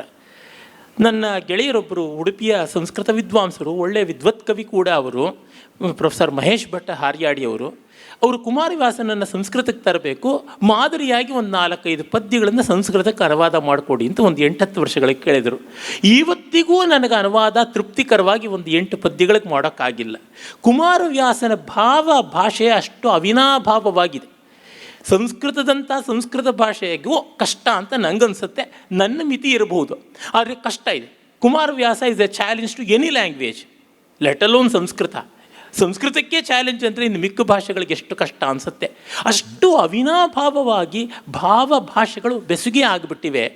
ಅದನ್ನು ನೋಡಿದಾಗ ಈಗ ನೋಡಿ, ಆಮಹೀಶ ಕ್ರತುವರದುಳುದ್ದಾಮ ಮುನಿಜನ ರಚಿತ ಮಂತ್ರಸ್ತೋಮ ಪುಷ್ಕರ ಪೂತ ಪುಣ್ಯ ಜಲಾಭಿಷೇಚನದ ಅಷ್ಟು ಸಂಸ್ಕೃತದ ಸಮಾಸಕ್ಕೆ ಶ್ರೀಮುಡಿಗೆ ಎರಡು ಬೆರೆಸಿ ಹರಿಸಮಾಸ ಮಾಡಿದ್ದಾನೆ. ಅದು ಕುಮಾರವ್ಯಾಸನ ಸ್ವಾತಂತ್ರ್ಯ. ಕೈ ಇಕ್ಕಿದನು ಅಂತ ಅಪ್ಪಟ ಕನ್ನಡ ಶಬ್ದ. ಆ ಮೂಲಕವಾಗಿ ಅವನು ಮಾಡಿದ ಕೆಲಸದ ಕೇಡಿಗತನವನ್ನು ತೋರ್ಪಡಿಸ್ತಾ ಇದ್ದಾನೆ. ಇದನ್ನು ನಾನು ಯಾವ ಸಂಸ್ಕೃತದಲ್ಲಿ ಹೇಳೋಕ್ಕಾಗತ್ತೆ? ಈ ನಪುಂಸಕರೊಡನೆ ಒಡಹುಟ್ಟಿದವನು ನಾನು ಮೂಗುಳ್ಳವನೇ ಅಂತ ಕರೀತಾನೆ. ಇದನ್ನು ನಾನು ಎಲ್ಲಿ ರೀತಿ ಹೇಳಲಿ, ಬಹಳ ಕಷ್ಟವಾಗುತ್ತದೆ. ಅಂದರೆ ಭಾಷೆಯ ಈ ಸೂಕ್ಷ್ಮತೆಗಳನ್ನು ಬಲ್ಲವರಾದರೆ ಅದು ಗೊತ್ತಾಗುತ್ತದೆ. ಈಗ ಗೀತಗೋವಿಂದವನ್ನು ಯಾವ ಭಾಷೆಗೂ ಅನುವಾದ ಮಾಡೋಕ್ಕಾಗೋಲ್ಲ. ಅನುವಾದ ಮಾಡೋಕ್ಕೆ ಹೋದರೆ ಗೋವಿಂದ ಆಗಿಬಿಟ್ಟಿರುತ್ತೆ ಗೀತ. ಗೋವಿಂದ ಆದರೂ ಸಿಕ್ಕೇನೇನೋ ಅನುವಾದಕ್ಕೆ, ಗೀತ ಮಾತ್ರ ಸಿಗೋದಿಲ್ಲ. ಅಂದರೆ ನೋಡಿ, ಗೀತ ಗೋವಿಂದ ಆಗಿಬಿಟ್ಟಿರುತ್ತೆ ಅಂತ ನಮ್ಮಲ್ಲಿ ಹೇಳ್ತೀವಲ್ಲ, ಹಾಗಾಗುತ್ತದೆ. ಅದು ಆ ನಾದ, ಆ ಭಾಷೆಯ ಸೌಂದರ್ಯ. ಅಂದರೆ ಈ ರೀತಿಯಾದ ಸೂಕ್ಷ್ಮತೆಗಳನ್ನು ಗಮನಿಸಿ ಕೆಲಸ ಮಾಡೋದನ್ನು ಉಪೇಕ್ಷೆ ಮಾಡ್ತಾಯಿದ್ರು, ತಿರಸ್ಕಾರ ಮಾಡ್ತಾಯಿದ್ದಾರೆ. ಎಲ್ಲಿವರೆಗೆ ಅಂತಂದರೆ, ನವೋದಯದ ಮಹನೀಯರು ದೊಡ್ಡವರು, ಅವರಿಗೂ ಕೂಡ ಈ ಸಂಗ್ರಹ ಬುದ್ಧಿ ಯಾವುದೋ ರೀತಿ ತಪ್ಪು ಕೆಲಸ ಮಾಡುತ್ತೆ. ಮೈಸೂರು ವಿಶ್ವವಿದ್ಯಾಲಯ ದೊಡ್ಡ ಕೆಲಸ ಮಾಡ್ತು.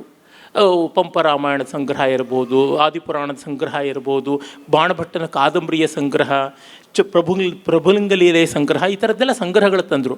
ಆವಾಗ ಅವರು ಕಥೆಯನ್ನು ಗಮನದಲ್ಲಿಟ್ಟುಕೊಂಡು ಆ ಮಹಾಕವಿಗಳ ಸಾಮರ್ಥ್ಯ ಇರೋದೇ ವರ್ಣನೆ, ಅದನ್ನು ಪೂರ್ತಿ ಬಿಟ್ಟುಬಿಟ್ರು. ವೆಂಕಣ್ಣಯ್ಯನವರಂಥ ಅವರು ಕಾದಂಬರಿ ಸಂಗ್ರಹ ಮಾಡಿದ್ದಾರೆ. ಬಾಣಭಟ್ಟ ಇದ್ದಿದ್ರೆ ಎಷ್ಟು ಬಾಯಿ ಬಡ್ಕೋತಾ ಇದ್ನು ಅಂತ ನನಗನ್ಸುತ್ತೆ. ಕೆ ಕೃಷ್ಣಮೂರ್ತಿ ಒಂದು ಕಡೆ ಬರೀತಾರೆ, ಅಲ್ಲಿ ಕಾದಂಬರಿ ಬಾಣಭಟ್ಟನ ಕಾವ್ಯದಲ್ಲಿ ಕಥೆಯನ್ನು ಹಿಡ್ಕೊಂಡು ವರ್ಣನೆ ಬಿಟ್ಟರೆ ಕಾಳಿದಾಸನ ಜೊತೆಗೆ ಸ್ಪರ್ಧೆ ಮಾಡತಕ್ಕಂಥ ಮಹಾಕವಿ ಮರೆಯಾಗಿ ಚಂದಮಾಮ ಓದುವ ಮಕ್ಕಳಿಗೆ ಇಷ್ಟವಾಗುವ ಕಥೆ ಉಳಿಯುತ್ತದೆ ಅಂತ. ಹೀಗೆ ನಮ್ಮ ಪ್ರಾಚೀನ ಕವಿಗಳನ್ನು ವರ್ಣನೆಗಳು ಅಲಂಕಾರ ಭೂಯಿಷ್ಠ ಅಂತ ಗೂಬೆ ಇಟ್ಟು ಅವ್ರ ಶಕ್ತಿ ಸಾಮರ್ಥ್ಯವನ್ನೇ ಬಿಟ್ಬಿಟ್ರೆ ಹೇಗೆ? ಈಗ ಉದಾಹರಣೆಗೆ ಒಂದು ಹಿಂದೂಸ್ತಾನಿ ಕಚೇರಿಗೆ ಹೋಗಿದ್ದಾರೆ, ಒಂದು ಧ್ರುಪದ ಕಚೇರಿ ನಡೀತಾ ಇದೆ ಅಂತಂದರೆ, ನೀವು ಅದನ್ನೊಂದು ಸಿನಿಮಾ ಹಾಡಿನ ವೇಗದಲ್ಲಿ ಇರಬೇಕು ಅಂತಂದರೆ you are unfit to be a dhrupad listener, dhrupad connoisseur ಅಲ್ಲ. ಅವ್ರು ನಿಧಾನಕ್ಕೆ ಹಾಡ್ತಕ್ಕಂಥದ್ದು, ಅವ್ರ ಶಕ್ತಿ ಸಾಮರ್ಥ್ಯ ಇರೋದು ಒಂದು ಸ್ವರದ ಮೇಲೆ ಎಷ್ಟು ಕಾಲ ನಿಲ್ತಾರೆ ಅನ್ನೋದ್ರ ಮೇಲೆ. ನಮ್ಮ ಪೂರ್ವ ಕವಿಗಳ ಶಕ್ತಿಯಲ್ಲಿದೆ ಅವರ ಭಾಷೆಯನ್ನು ದುಡಿಸ್ಕೊಳ್ಳೋ ಬಗ್ಗೆ. ಈಚೆಗಷ್ಟೇ ಕೆಲವು ವರ್ಷಗಳಿಂದ ವೆಂಕಟಾಚಲ ಶಾಸ್ತ್ರಿಗಳು ಚಂದ್ರವೀಥಿ ವಿಹಾರ ಅಂತ ಒಂದು ಪುಸ್ತಕ ತಂದರು. ಚಂದ್ರನ ಮೇಲೊಂದು ಚಂದದ ಸುತ್ತು ಅಂತ. ಒಂದು 350 ಪದ್ಯಗಳು ನಮ್ಮ ಹಳಗನ್ನಡದ ಕವಿಗಳು ಎಷ್ಟು ಚೆನ್ನಾಗಿ ಚಂದ್ರನನ್ನು ವರ್ಣಿಸಿದ್ದಾರೆ ಅಂತ. ಅದನ್ನು ನೋಡಿದ್ರೆ ಕಲ್ಪನೆ ಎಷ್ಟು ಬಗೆಯಲ್ಲಿದೆ ಅಂತ ಗೊತ್ತಾಗುತ್ತದೆ. ಈ ರೀತಿಯಾದ ಸೂಕ್ಷ್ಮತೆಯ ಅಧ್ಯಯನಗಳು ಯಾವುದಿವೆಯಲ್ಲ ಅದು ಕಡಿಮೆ ಆಗ್ತಾ ಇವೆ. ಅಂದರೆ ಟೆಕ್ಸ್ಟ್ ಸೆಂಟ್ರಿಕ್ ಆದ ಸ್ಟಡೀಸ್ ಕಡಿಮೆ ಆಗ್ತಾ ಇವೆ. ಐಡಿಯಾಲಜಿ ಸೆಂಟ್ರಿಕ್ ಆದ, ಆರ್ಗ್ಯುಮೆಂಟ್ ಆ್ಯಂಡ್ ನೆರೆಟಿವ್ ಸೆಂಟ್ರಿಕ್ ಆದ ವಾದಗಳು ಬರ್ತಾ ಇವೆ. ಹಿಂದೆ ಮುಮ್ಮಡಿ ಕೃಷ್ಣರಾಜ ಒಡೆಯರ್ ಕಾಲದಲ್ಲಿ ದೊಡ್ಡ ವಿದ್ವಾಂಸರಿದ್ದರು. ಅವರು ಮಹಾ ವಿದ್ವಾಂಸರು ಕುಣಿಗಲ್ ರಾಮಶಾಸ್ತ್ರಿಗಳು ಅಂತ, ತರ್ಕಶಾಸ್ತ್ರದ ವಿದ್ವಾಂಸರು. ಒಮ್ಮೆ ಉತ್ತರ ಭಾರತದಿಂದ ಯಾರೋ ದೊಡ್ಡ ವ್ಯಾಕರಣ ವಿದ್ವಾಂಸರು ಬಂದರು ವಾದಕ್ಕೆ. ವ್ಯಾಕರಣಕ್ಕೆ ವಿದ್ವಾಂಸರಾಗಿ ವಾದ ಮಾಡಬೇಕಾದ ಶೇಷಶಾಸ್ತ್ರಿಗಳು ಅಂತ ಒಬ್ಬರಿದ್ದರು. ಅವ್ರು ಊರಿಗೆ ಹೋಗಿದ್ರು, ಅವ್ರ ತಂದೆ ಶ್ರಾದ್ದ ಅಂತ. ಆಗೇನು ಟೆಲಿಗ್ರಾಮ್ ಕೊಡೋಕ್ಕೆ ಸಾಧ್ಯವೇ, SMS ಮಾಡೋಕ್ಕೆ ಸಾಧ್ಯವೇ? ಅವ್ರು ಬರೋವರೆಗೂ ಕಾಯಬೇಕು. ಆ ಪಂಡಿತ ಅದನ್ನೇ ನೋಡ್ಕೊಂಡು ಈಗಲೇ ವಾದ ಮಾಡಿಸ್ಬಿಡಿ, ಇಲ್ಲ ಸೋತಿದ್ದೀನಿ ಜಯಪತ್ರ ಕೊಡಿ ಅಂತ. ಆ ಸ್ಥಾನದ ಮರ್ಯಾದೆ ಏನು ಮಾಡೋದು? ಆಗ ಕುಣಿಗಲ್ ರಾಮಶಾಸ್ತ್ರಿಗಳು ನಾನೇ ವಾದ ಮಾಡ್ತೀನಿ ಅಂದರು. ಮುಮ್ಮಡಿಯವರು, ನೀವು ವ್ಯಾಕರಣದವರಲ್ಲ, ಗೊತ್ತಿದೆ ನಿಮಗೆ ವ್ಯಾಕರಣ, ಆದರೆ ತರ್ಕದವರಲ್ವಾ, ಹೇಗೆ ವಾದ ಮಾಡ್ತೀರಾ ಅಂದರೆ, ಚಿಂತೆ ಇಲ್ಲ. ಅವರು ವಾದ ಮಾಡೋವಾಗ ಅವಚ್ಛೇದ ಅಂತ ಒಂದು ಪದ ಬಳಸ್ತಾರೆ. ಅದು ವಾದದ ಒಂದು ಪರಿಭಾಷೆ. ಕಿಂ ನಾಮ ಅವಚ್ಛೇದ, ವಾಟ್ ಯು ಮೀನ್ ಬೈ ಅವಚ್ಛೇದ ಅಂತ ಪ್ರಶ್ನೆ ಮಾಡ್ತೀನಿ. ತಕ್ಷಣ ಬಾಲ್ ನನ್ನ ಕೋರ್ಟಿಗೆ ಬಂತು, ನ್ಯಾಯಶಾಸ್ತ್ರ ಆಗಿಬಿಡುತ್ತೆ, ನ್ಯಾಯಶಾಸ್ತ್ರದಲ್ಲಿ ನಾನು ಫೂತ್ ಹಾಕ್ಬಿಡ್ತೀನಿ ಅಂತಂದ್ರಂತೆ. ಅದನ್ನೇ ಹರೀಶ್ ಅವರು ಹೇಳಿದ್ದು, ಅವ್ರ ಕೋರ್ಟಿಗೆ ಬಾಲ್ ಹೋಗ್ದಂಗೆ ನೋಡ್ಕೋಬೇಕು ಅಂತ. ಅದಕ್ಕೆ ಏನು ಮಾಡ್ಕೊಂಡಿದ್ದಾರೆ, ಪಂಪನಲ್ಲಿ ಕೂಡ ಜಾತೀತ, ಕುಮಾರವ್ಯಾಸನಲ್ಲಿ ಜಾತೀತ, ಅಥವಾ ಹರಿಶ್ಚಂದ್ರ ಕಾವ್ಯದಲ್ಲಿ ಜಾತಿ ಅಂತ, ಯಾವ ಒಂದು ತೀರ ಮುಗ್ಧ ಬೆನೇನಂತೀವಲ್ಲ ಆ ಕೃತಿಗಳಲ್ಲೂ ಇದಂತ ಹಾಗೆ ತಂದುಬಿಟ್ಟಿದ್ದು. ಅಷ್ಟು ಸಾಹಿತ್ಯವನ್ನು, ಭಾಷೆನ ಚೀಪ್ ರೇಟ್ ಸೋಷಿಯಾಲಜಿ ಮಾಡೋದು, ಎಂತ್ರೇಟ್ ಆ್ಯಂಥ್ರೋಪಾಲಜಿ ಮಾಡೋದು. ಆಯಾ ಶಾಸ್ತ್ರಗಳನ್ನು ತಿಳಿದಂಥವ್ರಿದ್ದಾರಲ್ಲ, ಒಳ್ಳೆ ಸೋಷಿಯಾಲಜಿಸ್ಟ್ಗೆ, ಒಳ್ಳೆ ಆ್ಯಂಥ್ರೋಪಾಲಜಿಸ್ಟ್ಗೆ ಇವ್ರ ವಾದ ತುಂಬ ಜುಜುಬಿ ಅಂತ ಗೊತ್ತಾಗುತ್ತೆ, ಇಟ್ ಇಸ್ ಫೌಲ್ ಪ್ಲೇ ಅಂತ ಗೊತ್ತಾಗುತ್ತೆ. ಆ ವಿದ್ಯೆಗಳಲ್ಲಿ ಇವ್ರು ಹೋಗೋದಿಲ್ಲ. BGL ಸ್ವಾಮಿ ಒಮ್ಮೆ ಹೇಳಿದರು, ತಮಿಳಿನ ಬಗ್ಗೆ ಮಾತಾಡುವಾಗ ನೀವು ಹಿಸ್ಟ್ರಿ ಬಗ್ಗೆ ಮಾತಾಡ್ತಿದ್ದೀರಾ, ಅದರಿಂದ ತಮಿಳ್ ಡಿಪಾರ್ಟ್ಮೆಂಟ್ ಮುಚ್ಚಾಕಿ ಹಿಸ್ಟ್ರಿ ಡಿಪಾರ್ಟ್ಮೆಂಟ್ ಇಟ್ಬಿಡೋಣ, ಪ್ರೊಫೆಸರ್ ಪೋಸ್ಟ್ ಎಲ್ಲ ಕಡಿಮೆ ಆಗಿಬಿಡುತ್ತೆ, ಸಂಬಳ ದಂಡ ಆಗುತ್ತೆ, ಎಲ್ಲ ಹೊರಟೋಗುತ್ತೆ ಅಂತ ಆಗ ದೊಡ್ಡ ಗಲಾಟೆ ಮಾಡಿದ್ರು. ಈ ಥರ ಆಗಿದೆ. ನಾನು ಎಷ್ಟೋ ಬಾರಿ ಹೇಳ್ತೀನಿ, ನಮ್ಮ ಸಾಹಿತ್ಯ ಡಿಪಾರ್ಟ್ಮೆಂಟ್ಗಳು ಯಾಕಿರಬೇಕು, ಸೋಷಿಯಾಲಜಿ ಇದೆಯಲ್ಲ ಸಾಕು ಅಂತ. ಅಂದರೆ ಈ ಸ್ಪೆಷಲೈಸ್ಡ್ ಅಧ್ಯಯನ ಯಾವುದಿದೆ, ಸಾರ್ವಭೌಮತ್ವ ಯಾವುದಕ್ಕೆ ಬೇಕೋ ಅದು ಕೃತಿನಿಷ್ಠವಾಗಿ ಮಾಡಬೇಕಾದ ಅಧ್ಯಯನಗಳು ಹೋಗಿದ್ದಕ್ಕೆ ಕಾರಣ ಏನಂದರೆ ಅದರ ಹತ್ಯಾರಗಳು, ಟೂಲ್ಸ್ ಅಂತೀವಲ್ಲ. ಒಂದು ಕಾದಂಬರಿಯನ್ನು ಅಧ್ಯಯನ ಮಾಡಬೇಕಾದ್ರೆ ಕಾದಂಬರಿಯ ರಚನೆ ಏನು, ಪಾತ್ರ ಏನು, ಸಂವಿಧಾನಕ ಏನು, ಇತಿವೃತ್ತ ಏನು, ಘಟನೆಗಳು ಅಂದರೆ ಏನು, ಸಂಭಾಷಣೆ ಅಂದ್ರೇನು, ಇಷ್ಟು ಯಾವುದೂ ಓದಬೇಕಾಗಿಲ್ಲ. ಅಲ್ಲಿ ಯಾವುದೋ ಒಂದು ಜಾತಿ ಸಮಸ್ಯೆ, ಅಲ್ಲಿ ಯಾವುದೋ ಒಂದು ರಾಜಕೀಯದ ಸಮಸ್ಯೆ, ಅಲ್ಲಿ ಯಾವುದೋ ಒಂದು ಲಿಂಗದ ಸಮಸ್ಯೆ, ಈ ಥರ ತೆಗೆದುಕೊಂಡು ಮಾಡೋದಾಗ್ತಾ ಇದೆ. ಇದರಿಂದ ಭಾಷೆಯ ಗಂಭೀರವಾದ ಅಧ್ಯಯನಗಳು ಕಡಿಮೆ ಆಗಿವೆ. ಈಗ ಒಂದು ಪಾಠಶುದ್ಧಿ ನಿರ್ಣಯ ಆದರೆ ನಮಗೆ ತಕ್ಷಣ ಗೊತ್ತಾಗುತ್ತದೆ ಆ ಗ್ರಂಥ ಪ್ರಾಚೀನವೇ ನವೀನವೇ, ಆ ಪದ ಬಂದಿದ್ದು ಹೌದೇ ಇಲ್ಲವೇ ಅಂತ ಅನ್ನೋದು ಗೊತ್ತಾಗುತ್ತೆ.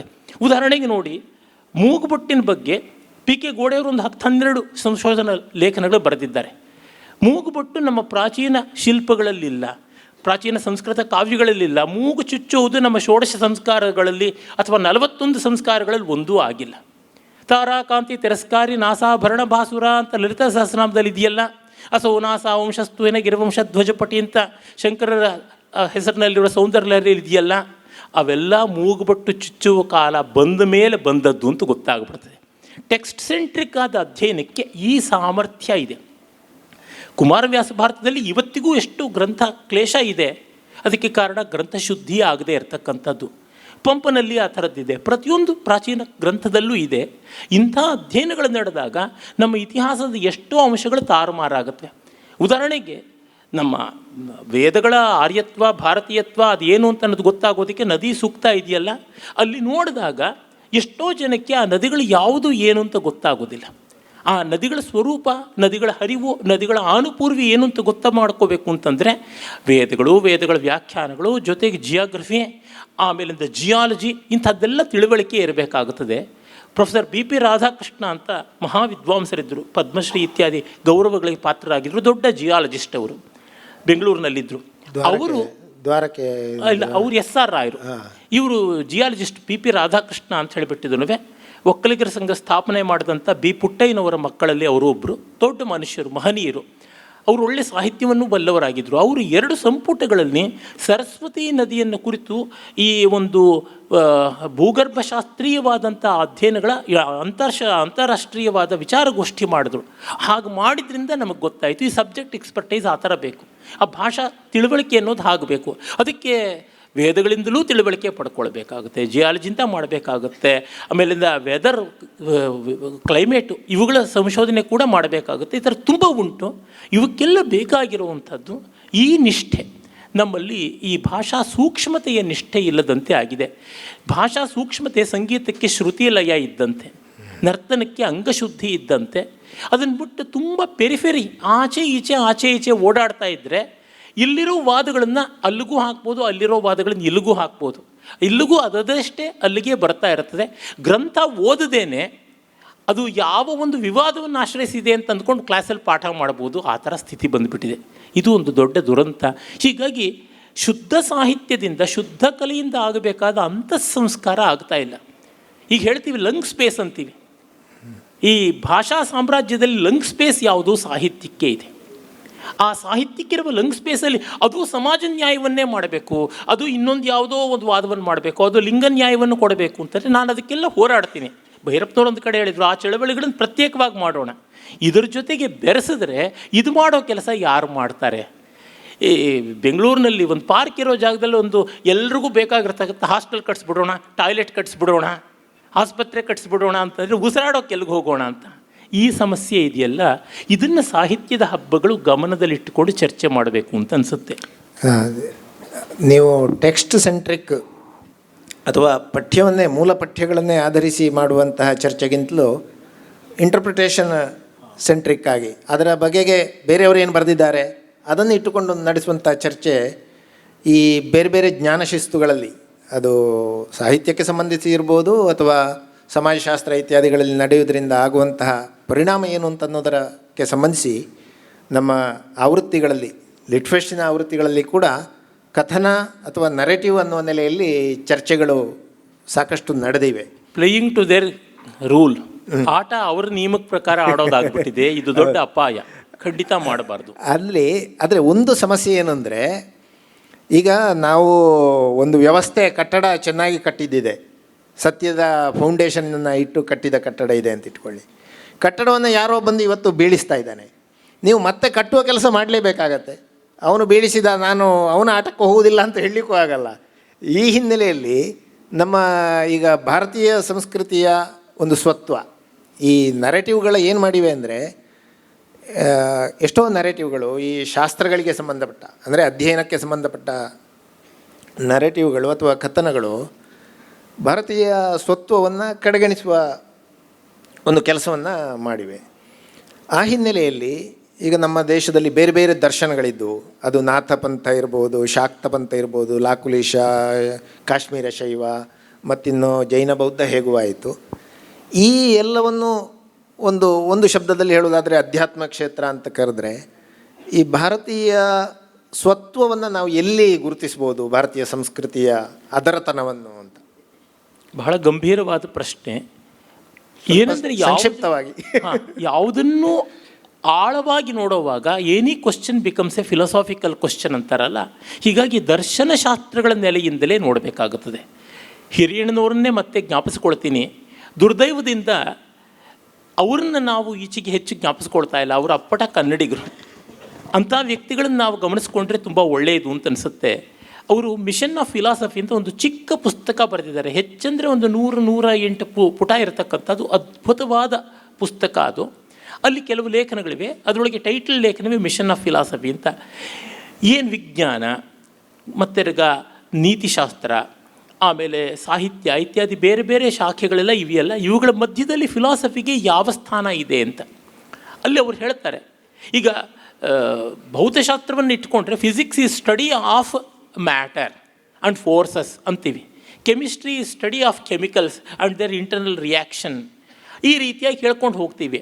ಆದರೆ ವಾಟ್ ಈಸ್ ಎಕ್ಸಿಸ್ಟೆನ್ಸ್, ಅಸ್ತಿತ್ವ ಅಂದರೆ ಏನು, ಬೆಳವಣಿಗೆ ಅಂತಂದರೆ ಏನು, ನಾಲೆಡ್ಜ್ ಅಂದರೆ ಏನು, ನಾಲೆಡ್ಜ್ ಆಫ್ ಅಂತಿಲ್ಲದೆ ನಿರ್ವಿಶೇಷವಾದ ಜ್ಞಾನ ಏನು ಅಂತ ಹಾಗೆ ಯೋಚನೆ ಮಾಡ್ತಾ ಇದ್ದಂತೆ ತತ್ವಶಾಸ್ತ್ರ ಅಥವಾ ದರ್ಶನಶಾಸ್ತ್ರ ಫಿಲಾಸಫಿ ಬಂದುಬಿಡುತ್ತದೆ.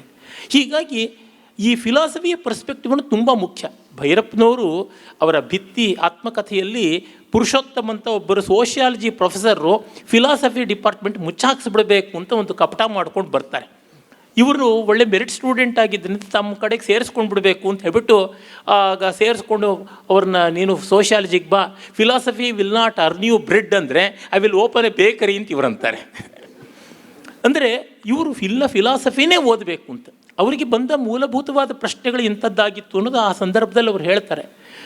ನೋಡಿ, ಅದಕ್ಕೆ ಕಠೋಪನಿಷತ್ತು ಓದಬೇಕಾಯಿತು, ಸಾವು ಅಂದರೆ ಏನು ಇದೆಲ್ಲ ತಿಳ್ಕೊಳ್ಬೇಕಾಯ್ತು ಅಂತ ಅವ್ರ ವೈಯಕ್ತಿಕ ಜೀವನದ ಪ್ರಶ್ನೆಯಿಂದ. ಹೀಗಾಗಿ ದರ್ಶನಶಾಸ್ತ್ರಗಳ ಆ ಮೂಲಾನ್ವೇಷಣೆಗೆ ಹೋಗೋದಿದೆಯಲ್ಲ, ಇದು ಯಾವುದೇ ಒಂದು ಪ್ರಬುದ್ಧವಾದ ಸಂಸ್ಕೃತಿಯ ಲಕ್ಷಣ ಅಂತ ಅನಿಸುತ್ತೆ. ಅಂದರೆ ಎಕ್ಸ್ಟರ್ನಲ್ ಫೀಚರ್ಸ್ ಯಾವುದಿವೆ ಅದರಿಂದ ಪ್ಯಾಟ್ರನ್ಸ್ ಗೊತ್ತಾಗುತ್ತೆ. ಪ್ಯಾಟ್ರನ್ಸ್ ಒಳಗಿರ್ತಕ್ಕಂಥ ಏಕಸೂತ್ರತೆ ಯಾವುದು ಅಂತ ಹುಡ್ಕೋದಕ್ಕೆ ಎಲ್ಲಿಗೆ ಹೋದರೂ ನಾವು ಇಲ್ಲಿಗೆ ಬಂದುಬಿಡ್ತೀವಿ. ಅಂದರೆ ultimately what it means to me ಅಂತನ್ನೋದನ್ನು ನೋಡೋದಕ್ಕೆ ಹೋಗ್ತೀವಿ. ಇದು ಭಾರತೀಯತೆಯ ಮುಖ್ಯ ಲಕ್ಷಣ ಅಂತಂತೀವಿ. ಬೇರೆ ಬೇಕಾದಷ್ಟಿದೆ. ಭಾರತೀಯತೆ ಅಂತಂದರೆ ಆಕಾಶ ನೋಡ್ಕೊಂಡಿರೋದು ಅಂತ ಏನೂ ಅಲ್ಲ. ಉದಾಹರಣೆಗೆ ನೋಡಿ, ನಮ್ಮ ಕರ್ನಾಟಕದಲ್ಲಿಯೇ ಸೋಮೇಶ್ವರ ಅಂತ ಸುಮಾರು 700 ವರ್ಷಗಳ ಹಿಂದೆ ಒಬ್ಬ ಮಹಾರಾಜ ಇದ್ದ. 3ನೇ ಸೋಮೇಶ್ವರ, 6ನೇ ವಿಕ್ರಮಾದಿತ್ಯನ ಮಗ. ಕಲ್ಯಾಣದಲ್ಲಿ ಆಳ್ತಾ ಇದ್ದ. ಬಸವ ಕಲ್ಯಾಣ ಅಂತ ಇವತ್ತು ಹೇಳ್ತಾರಲ್ಲ, ಅಲ್ಲಿ ಅದು ಅಂಥ ದೊಡ್ಡ ಸಾಮ್ರಾಜ್ಯವಾಗಿತ್ತು. ನಾಸಿ ದಸ್ತಿ ಭವಿಷ್ಯತಿ ಕ್ಷಿತಿದಲೇ ಕಲ್ಯಾಣ ತುಲ್ಯಂಪುರಂ ಅಂತ. ಹಿಂದಿಲ್ಲ ಮುಂದೆ ಇಲ್ಲ, ಈಗ ಮಾತ್ರ ಇರತಕ್ಕಂಥದ್ದು, ಮತ್ತೆಲ್ಲೂ ಇಲ್ಲ, ಇಲ್ಲೇ ಇರೋದು ಕಲ್ಯಾಣ ಅಂತ. ಅಲ್ಲಿಗೆ ಕಾಶ್ಮೀರದ ಬಿಲ್ಹಣ ಕೂಡ ಆಶ್ರಯ ಕೋರ್ಕೊಂಡು ಬಂದಿದ್ದ. ವಿಕ್ರಮಾಂಕ ದೇವಚರಿತ ಅಂತೆಲ್ಲ ಬರೆದ. ತಂದೆ ಸುಮಾರು 50 ವರ್ಷಕ್ಕೂ ಹೆಚ್ಚು ಕಾಲ ರಾಜ್ಯ ಆಳ್ತಾ ಇದ್ದರೆ ಮಗ ತಂದೆ ಸಿಂಹಾಸನವನ್ನು ಹೇಗೆ ಉರುಳಿಸೋಣ ಅಂತ ಪಿತೂರಿ ಮಾಡದೆ ಒಂದು ವಿಶ್ವಕೋಶ ಬರೆದ, ಮಾನಸೋಲ್ಲಾಸ ಅಂತ. ಈಗ ಅದು ಇಂಗ್ಲೀಷ್ ಭಾಷೆಗೆ ಕೂಡ ಅನುವಾದ ಆಗ್ತಾ ಇದೆ. ಆ ಮಾನಸೋಲ್ಲಾಸದಲ್ಲಿ ಅಕ್ವೇರಿಯಮ್ಗಳನ್ನು ಇಟ್ಕೊಂಡು ಮತ್ಸ್ಯ ವಿನೋದ, ಮೀನುಗಳನ್ನು ಸಾಕೋದು ಹೇಗೆ, ಅದರ ಜೊತೆ ವಿನೋದ ಹೇಗೆ, ಒಂದು ಮೂನ್ಲೈಟ್ ಪಾರ್ಟಿಯನ್ನು ಲಾನ್ ಮೇಲೆ ಮಾಡ್ತಕ್ಕಂಥದ್ದು ಹೇಗೆ, ಹುಲ್ಲುಗಾವಲಿನಲ್ಲಿ ಮಾಡುವಂಥದ್ದು ಹೇಗೆ, ಈ ರೀತಿಯಾದ ದೊಡ್ಡವರೆಲ್ಲ ಸೇರಿ ಕಣ್ಣಾ ಮುಚ್ಚಾಲೆ ಆಟ ಆಡೋದು ಹೇಗೆ, ಇಂಥದ್ದು ವಿನೋದಗಳು ಇವೆ. ಕೋಳಿ ಪಂದ್ಯ ಮಾಡಿಬಿಟ್ಟು ಗೆದ್ದ ಕೋಳಿನ ಆನೆ ಮೇಲೆ ಕೂತು ಮೆರವಣಿಗೆ ಮಾಡಿಸುವಾಗ ಯಾವ ಜಾತಿಯ ತ್ರಿಪದಿ ಪದ್ಯ ಹಾಡಬೇಕು ಆ ತ್ರಿಪದಿ ಡೀಟೇಲ್ ಮೊದಲುಗೊಂಡು ಇದೆ. ಅಡುಗೆ ಬಗ್ಗೆ ಇದೆ, both veg and non veg. ದೊಡ್ಡ ಕೋಲಾಹಲ ಆಯ್ತಲ್ಲ, ನಾನ್ ವೆಜ್ ಬೇಡ ಅಂತ. ನಮ್ಮ ಪರಂಪರೆಯಲ್ಲಿ ಎಲ್ಲ ಊಟದ ಪದ್ಧತಿಯನ್ನು ಒಪ್ಪಿಕೊಂಡಿದ್ದಾರೆ. ಅಲ್ಲಿ ವೆಜಿಟೇರಿಯನ್, ನಾನ್ ವೆಜಿಟೇರಿಯನ್ ಎರಡೂ ಬಗೆಯ ಆಹಾರ ಪದ್ಧತಿಯನ್ನು ಕೂಡ ಹೊರಡಿಸಿದ್ದಾಗಿದೆ. ಒಂದು ಚಪ್ಪಲಿ ಎಂಥದ್ದು ಹಾಕ್ಕೋಬೇಕು, ಒಂದು ಹೂವಿನ ಮಾಲೆ ಎಂಥದ್ದು ಹಾಕ್ಕೋಬೇಕು, ಒಂದು ಸ್ನಾನ ಮಾಡೋದು ಹೇಗೆ, ಇಂಥದ್ದೆಲ್ಲ 100 ಅಂಶಗಳನ್ನು ಕೊರತು ಹೇಳಿದ್ದಿದೆ. ಅಂದರೆ ನಾವು ಇಹಲೋಕವನ್ನು ಉಪೇಕ್ಷೆ ಮಾಡಿ ಪರವನ್ನು ಲೆಕ್ಕಿಸಿದ್ವಿ ಅಂತ ಏನೂ ಇಲ್ಲ. ಬಸವಣ್ಣನವರ ಕಾಲದ ಹೆಚ್ಚು ಕಡಿಮೆ ಅದೇ ಕಾಲದಲ್ಲೇ ಈ ವಿಶ್ವಕೋಶ ತಯಾರಾಗಿದೆ, 12-13ನೇ ಶತಮಾನದಲ್ಲಿ ಅಂತೂ ಗೊತ್ತಾಗುತ್ತದೆ. ಅಂದರೆ ಅಂಥದ್ದಿತ್ತು. ಆದರೂ ಒಂದು ಸಂಸ್ಕೃತಿಯ ಮುಖ್ಯ ಲಕ್ಷಣ ಯಾವುದು ಅಂದರೆ ಆ ಸೂಕ್ಷ್ಮತೆಯ ಲಕ್ಷಣ, ಆ ಫಂಡಮೆಂಟಲ್ಸ್ಗೆ ಹೋಗೋದು. ಇವತ್ತು ಚೈನಾ ಎಷ್ಟು ದೊಡ್ಡ ಸಾಧನೆ ಏನೇ ಮಾಡಿದರೂ ಕೂಡ ಅದು ಈ ಅಂಶಗಳಲ್ಲಿ ಸೋತಿದೆ. It is not original in its thinking. ಎಲ್ಲವನ್ನೂ ಗೆಲ್ಲಬೇಕು ಅನ್ನುವಂಥ ಒಂದು ಪಾಶವವಾದಂಥ ಪ್ರಭಾವ ಅದರ ಮೇಲಿದೆ. ಇಟ್ಸ್ ಅನಿಮಲ್ ಇನ್ಸ್ಟಿಂಕ್ಟೇ ಬೆಳೆದಿದೆಯೇ ಹೊರತು it's not the realisation of a Buddha. Bhagavan ಬುದ್ಧನ ಥರದ್ದಲ್ಲ. ಈ ಮೂಲದ ಅನ್ವೇಷಣೆ ಭಾರತೀಯ ಸಂಸ್ಕೃತಿಯ ಮುಖ್ಯ ಲಕ್ಷಣ. ಅದು ಬಹಳ ದೊಡ್ಡದಾದದ್ದು, ಅದನ್ನು ನಾವು ಕಾಪಾಡ್ಕೋಬೇಕು. ಈ ಅಬ್ಸ್ಟ್ರಾಕ್ಷನ್ ಏನಿದೆ ಅದನ್ನು ಮತ್ತು ಕಾಂಕ್ರೀಟ್ಗೆ ಅದಕ್ಕೆ ಇರುವ ಸಂಬಂಧವನ್ನು ಇದನ್ನು ಅರ್ಥ ಮಾಡ್ಕೊಂಡೋದು, ಜಗತ್ತಿಗೆ ಅದನ್ನು ತೋರ್ಪಡಿಸೋದು ಭಾರತೀಯತೆಯ ಪ್ರಧಾನವಾದ ಕರ್ತವ್ಯ ಅಂತ ಅನಿಸುತ್ತೆ. ಇಲ್ಲದೇ ಇದ್ದರೆ ಒಂದು ಸಣ್ಣ ಉದಾಹರಣೆಯನ್ನು ನಾನು ಕೊಡ್ತೀನಿ, ಅದರಿಂದ ನಿಮಗೆ ಗೊತ್ತಾಗ್ಬೋದು. ರಾಗ ಅನ್ನುವ ಕಲ್ಪನೆ ಜಗತ್ತಿನ ಎಲ್ಲಿಯೂ ಇಲ್ಲ, ನಮ್ಮಲ್ಲಿ ಮಾತ್ರ ರಾಗದ ಕಲ್ಪನೆ ಇದೆ. ಛಂದಸ್ನಲ್ಲೂ ಅಷ್ಟೇ, ತಾಳಬದ್ಧವಾದ ಛಂದಸ್ಸುಗಳೇ ಜಗತ್ತಿನೆಲ್ಲ ಇರೋದು. ನಾನು ಜಪಾನಿಂದ ಮೊದಲುಕೊಂಡು ಕ್ಯಾಲಿಫೋರ್ನಿಯಾವರೆಗೆ ಎಲ್ಲ ಭಾಷೆಗಳಲ್ಲಿ ಯಾವ್ಯಾವ ಥರ ಛಂದಸ್ಸಿನ ಪ್ರಭೇದಗಳು ಹಬ್ಬಿವೆ ಅಧ್ಯಯನ ಮಾಡಿದ್ದೀನಿ. ಇದೇ ಮಂಗಳೂರಿನಲ್ಲಿ ಕೆಲಸ ಮಾಡ್ತಾ ಇದ್ದ ಪಕ್ಕದ ಮಣಿಪಾಲದಲ್ಲಿ ತಮ್ಮ ಕೊನೆ ಹೆಸರು ಎಳೆದಂಥ ಮಹಾವಿದ್ವಾಂಸ ಸೇಡಿಯಾಪು ಕೃಷ್ಣ ಭಟ್ಟರು. ಅವರ ಛಂದೋಗತಿ ಈ ತಾಳರಹಿತವಾದ, ತಾಳಾತೀತವಾದ ಛಂದಸ್ಸಿನ ಸಂಶೋಧನೆ ಮಾಡಿದೆ. This is real philosophy. ಆನಂದವರ್ಧನನ ಧ್ವನ್ಯಾಲೋಕ ಆದಮೇಲೆ ಭಾರತೀಯ ಪ್ರಜ್ಞೆ ಸಾಹಿತ್ಯದ ಮೀಮಾಂಸೆಯಲ್ಲಿ ಶಿಖರ ಮುಟ್ಟಿದ್ದು ಅಂದರೆ ನಾನು ಸೇಡಿಯಾಪು ಕೃಷ್ಣ ಭಟ್ರಲ್ಲೇ ಕಂಡಿರುವಂಥದ್ದು. 1100 ವರ್ಷ ಆದಮೇಲೆ ಬಂದದ್ದು. It's A greatest achievement of man kind ಅನ್ನಬೇಕು. ಆದರೆ ಅದನ್ನು ಅಳೆಯುವಂಥ ವ್ಯಕ್ತಿಗಳಿಲ್ಲ, ಅಳೆದ್ರೆ ಯಾವ ದುಡ್ಡು ಕಾಸು ಸಿಗೋಲ್ಲ, ಅದರಿಂದ ಗೊತ್ತಿಲ್ಲ. ಈಗ ಎವರೆಸ್ಟ್ ಬೆಟ್ಟದ ಎತ್ತರವನ್ನು ಅಳೆಯೋಕ್ಕೆ ಯಾರೂ ಇಲ್ಲ. ಆ ಎತ್ತರವನ್ನು ಅಳೆದ್ರೆ ಏನೋ ಪ್ರಯೋಜನ ಇಲ್ಲ ಅಂದ ತಕ್ಷಣ ಎವರೆಸ್ಟ್ ಬೆಟ್ಟ ಹೋಗ್ಬಿಟ್ಟಿದ್ದು ವಿಕ್ಟೋರಿಯಾ ಡೀಪ್ ಆಗಿಬಿಡುತ್ತಾ? ಇಲ್ಲ. ಹೀಗಾಗಿ ಸೇಡಿಯಾಪು ಕೃಷ್ಣ ಭಟ್ರಂಥವ್ರ ಘನತೆ ಉಳಿಯುತ್ತದೆ. ಈ ಅಬ್ಸ್ಟ್ರಾಕ್ಷನ್ನಲ್ಲಿ ಮೋಸ್ಟ್ ಫಂಡಮೆಂಟಲ್ ಕಾನ್ಸೆಪ್ಟ್ಸನ್ನು ಹುಡುಕುವುದಿದೆಯಲ್ಲ, ಇದು ತುಂಬ ದೊಡ್ಡ ವಿಷಯ. ಇದು ಭಾರತದ ಕೇಂದ್ರ ಅಂತ ನನಗನ್ಸುತ್ತೆ. ಇದು ಮಾತ್ರ ಜಗತ್ತಿಗೆ ತುಂಬ ನೆಮ್ಮದಿಯನ್ನು ಕೊಡಬಲ್ಲದು. ಆಯುರ್ವೇದದಲ್ಲಿ ಸೌಮ್ಯ ಮತ್ತು ಆಗ್ನೇಯ ಅಂತ 2 ಕಾನ್ಸೆಪ್ಟ್ಸ್ ಹೇಳ್ತಾರೆ. Treatment is of 2 kinds. One is invasive and other is non invasive ಅಂತ. ಈ ನಾನ್ ಇನ್ವೇಸಿವ್ ಆದದ್ದು ಸೌಮ್ಯ ಅಂತ, ಚಾಂದ್ರ ಅಂತ ಕರೀತಾರೆ. ಅದು ಭಾರತದ ಮುಖ್ಯ ಲಕ್ಷಣ, ಜಗತ್ತಿಗೆ ಬೇಕಾಗಿರ್ತಕ್ಕಂಥ ಒಂದು ರೀತಿ ಅದು ಅಂತ ನನಗನ್ಸುತ್ತೆ. ಇಲ್ಲಿ ನಾವು ಭಾರತೀಯತೆಯ ಕೇಂದ್ರವನ್ನು ಕಾಣಬಹುದು. ಮಿಕ್ಕಿದ್ದಿದೆ, ಅದು ಖಂಡಿತ ಇದಕ್ಕೆ ವಿರೋಧವಾಗದೆ ನಿಂತ್ಕೊಳ್ಬೇಕಾಗುತ್ತದೆ. ಆ ಸಮನ್ವಯ ಮಾಡಿಕೊಡಬೇಕು. ಮತ್ತು ಇದರೊಳಗೆ ಎಲ್ಲ ದರ್ಶನಗಳವರಲ್ಲೂ ಒಪ್ಪಿಗೆ ಇದೆ. ಇನ್ನೊಬ್ಬ ವಿದ್ವಾಂಸರ ಹೆಸರು ಹೇಳ್ತೀನಿ. ಅವರು ಪಕ್ಕದಲ್ಲೇ ಕರೋಪಾಡಿ ಅಂತ ಒಂದು ಹಳ್ಳಿ ಇದೆ, ಅಲ್ಲಿದ್ದವರು. ಈಚೆಗೆ ನಮ್ಮನ್ನು ಅಗಲದಂಥವರು ಪಾದೆಕಲ್ಲು ನರಸಿಂಹ ಭಟ್ಟರು ಅಂತ. ಅವರು ತುಂಬ ಅದ್ಭುತವಾದ ಒರಿಜಿನಲ್ ಥಿಂಕರ್. ಅವಂಥವರು ದೇಶ ಭಾಷೆಗಳಲ್ಲಿ ಬರೆದಿದ್ದರಿಂದ ನಮಗೆ ಗೊತ್ತಾಗೋಲ್ಲ. ಕುವೆಂಪು ಅವರೊಂದು ಕಡೆ ಬರೀತಾರಲ್ಲ, ಕೋಗಿಲೆಯೇ ನಿನ್ನ ಗಾನವನ್ನು ಇಂಗ್ಲೀಷ್ಗೆ ಅನುವಾದ ಮಾಡಿದ್ರೆ ನಿನಗೆ ನೊಬೆಲ್ ಪ್ರೈಸ್ ಬಂದುಬಿಡುತ್ತೆ ಅಂತ. ಈ ಥರದ್ದಾಗಿರುತ್ತೆ ನಮ್ಮಲ್ಲಿ ಎಷ್ಟೋ ಬಾರಿ. ದೇಶ ಭಾಷೆಗಳ ಉಪೇಕ್ಷೆ ಆಗಿದೆ ಈ ರೀತಿಯಿಂದ. ಆ ಪಾದೆಕಲ್ ನರಸಿಂಹಭಟ್ರು ಹೇಳ್ತಾರೆ, ನಮ್ಮಲ್ಲಿ ಕೇಂದ್ರೀಯ ಪಾರ್ಶ್ವೀಯ ಅಂತ 2 ಥರ ಇದೆ. ಕೇಂದ್ರೀಯಕ್ಕೆ ಪಾರ್ಶ್ವೀಯವನ್ನೆಲ್ಲ ಅಲೈನ್ ಮಾಡ್ತಕ್ಕಂಥದ್ದು ಮತ್ತು ವಿರೋಧ ಅನ್ನೋದು ಇಲ್ಲ. It is only temperamental difference ಅಷ್ಟೇ. ಆ ಟೆಂಪರ್ಮೆಂಟಲ್ ಡಿಫರೆನ್ಸ್ ಇರ್ತಕ್ಕಂಥದ್ದು ಫಾರ್ ಆರ್ಗನೈಸೇಷನಲ್ ಬೆನಿಫಿಟ್ಗಷ್ಟೇ. ಬೇರೆ ಬೇರೆ ಪದಾರ್ಥಗಳನ್ನು ಎಲೆಯಲ್ಲಿ ಬಡಿಸ್ತಾರೆ, ಮಧ್ಯದಲ್ಲಿ ಯಾತಕ್ಕೆ ಉಪ್ಪಿನಕಾಯಿ ಬಡಿಸಲಿಲ್ಲ ಅಂತ ಯಾರೂ ಕೇಳೋದಿಲ್ಲ, ಮಧ್ಯದಲ್ಲಿ ಅನ್ನವನ್ನು ಯಾತಕ್ಕೆ ಬಡಿಸಿದ್ರು ಅಂತ ಯಾರೂ ಆಕ್ಷೇಪ ಮಾಡೋದಿಲ್ಲ. ಹೊಂದಿಸ್ಕೊಂಡು ಹೋಗುವಂಥದ್ದು ಅಂತಿದೆ ಅಂತ ಈ ಆಸ್ಪೆಕ್ಟ್ ಇದು ಹಾಗೇ ಇರೋದು. ಅದರಿಂದಲೇ ನಮ್ಮ ಭಾರತೀಯ ಸಂಸ್ಕೃತಿ ಜಗತ್ತಿನಾದ್ಯಂತ ಬೇರೆ ಬೇರೆ ಕಡೆ ಹಬ್ಬಿದಾಗಲೂ ಈ ನಾನ್ ಇನ್ವೇಸಿವ್ ಆದ ರೀತಿಯಲ್ಲೇ ಬಂತು ಅನ್ನೋದು ಕೂಡ ಗೊತ್ತಾಗುತ್ತದೆ. ಅದು ಬೇರೆ ವಿಷಯ, ನಾನು ಅಲ್ಲಿಗೆ ಹೋಗೋಲ್ಲ. ಈಗ ಇಷ್ಟರವರೆಗೆ ನಾವು ಮಾತಾಡಿದ್ರಲ್ಲಿ ಅಥವಾ ನಾನು ಪ್ರಶ್ನೆಯನ್ನು ಕೇಳುವ ರೀತಿಯಲ್ಲೇ ಒಂದು ಸ್ವಲ್ಪ ಈಗ ಕಲೆ ಸಾಹಿತ್ಯದ ಸ್ಥಿತಿ ಅಷ್ಟು ಚೆನ್ನಾಗಿಲ್ಲ, ಜ್ಞಾನದ ಸ್ಥಿತಿ ಚೆನ್ನಾಗಿಲ್ಲ ಅನ್ನೋ ಒಂದು ನಿರಾಶಾವಾದಿ ದೃಷ್ಟಿಕೋನ ಇದ್ದಿರಬಹುದು. ಆದರೆ ಈ ಸ್ವಾತಂತ್ರ್ಯೋತ್ತರ ಭಾರತದಲ್ಲಿ ಕಳೆದ ಸುಮಾರು 75 ವರ್ಷಗಳ ಅವಧಿಯಲ್ಲಿ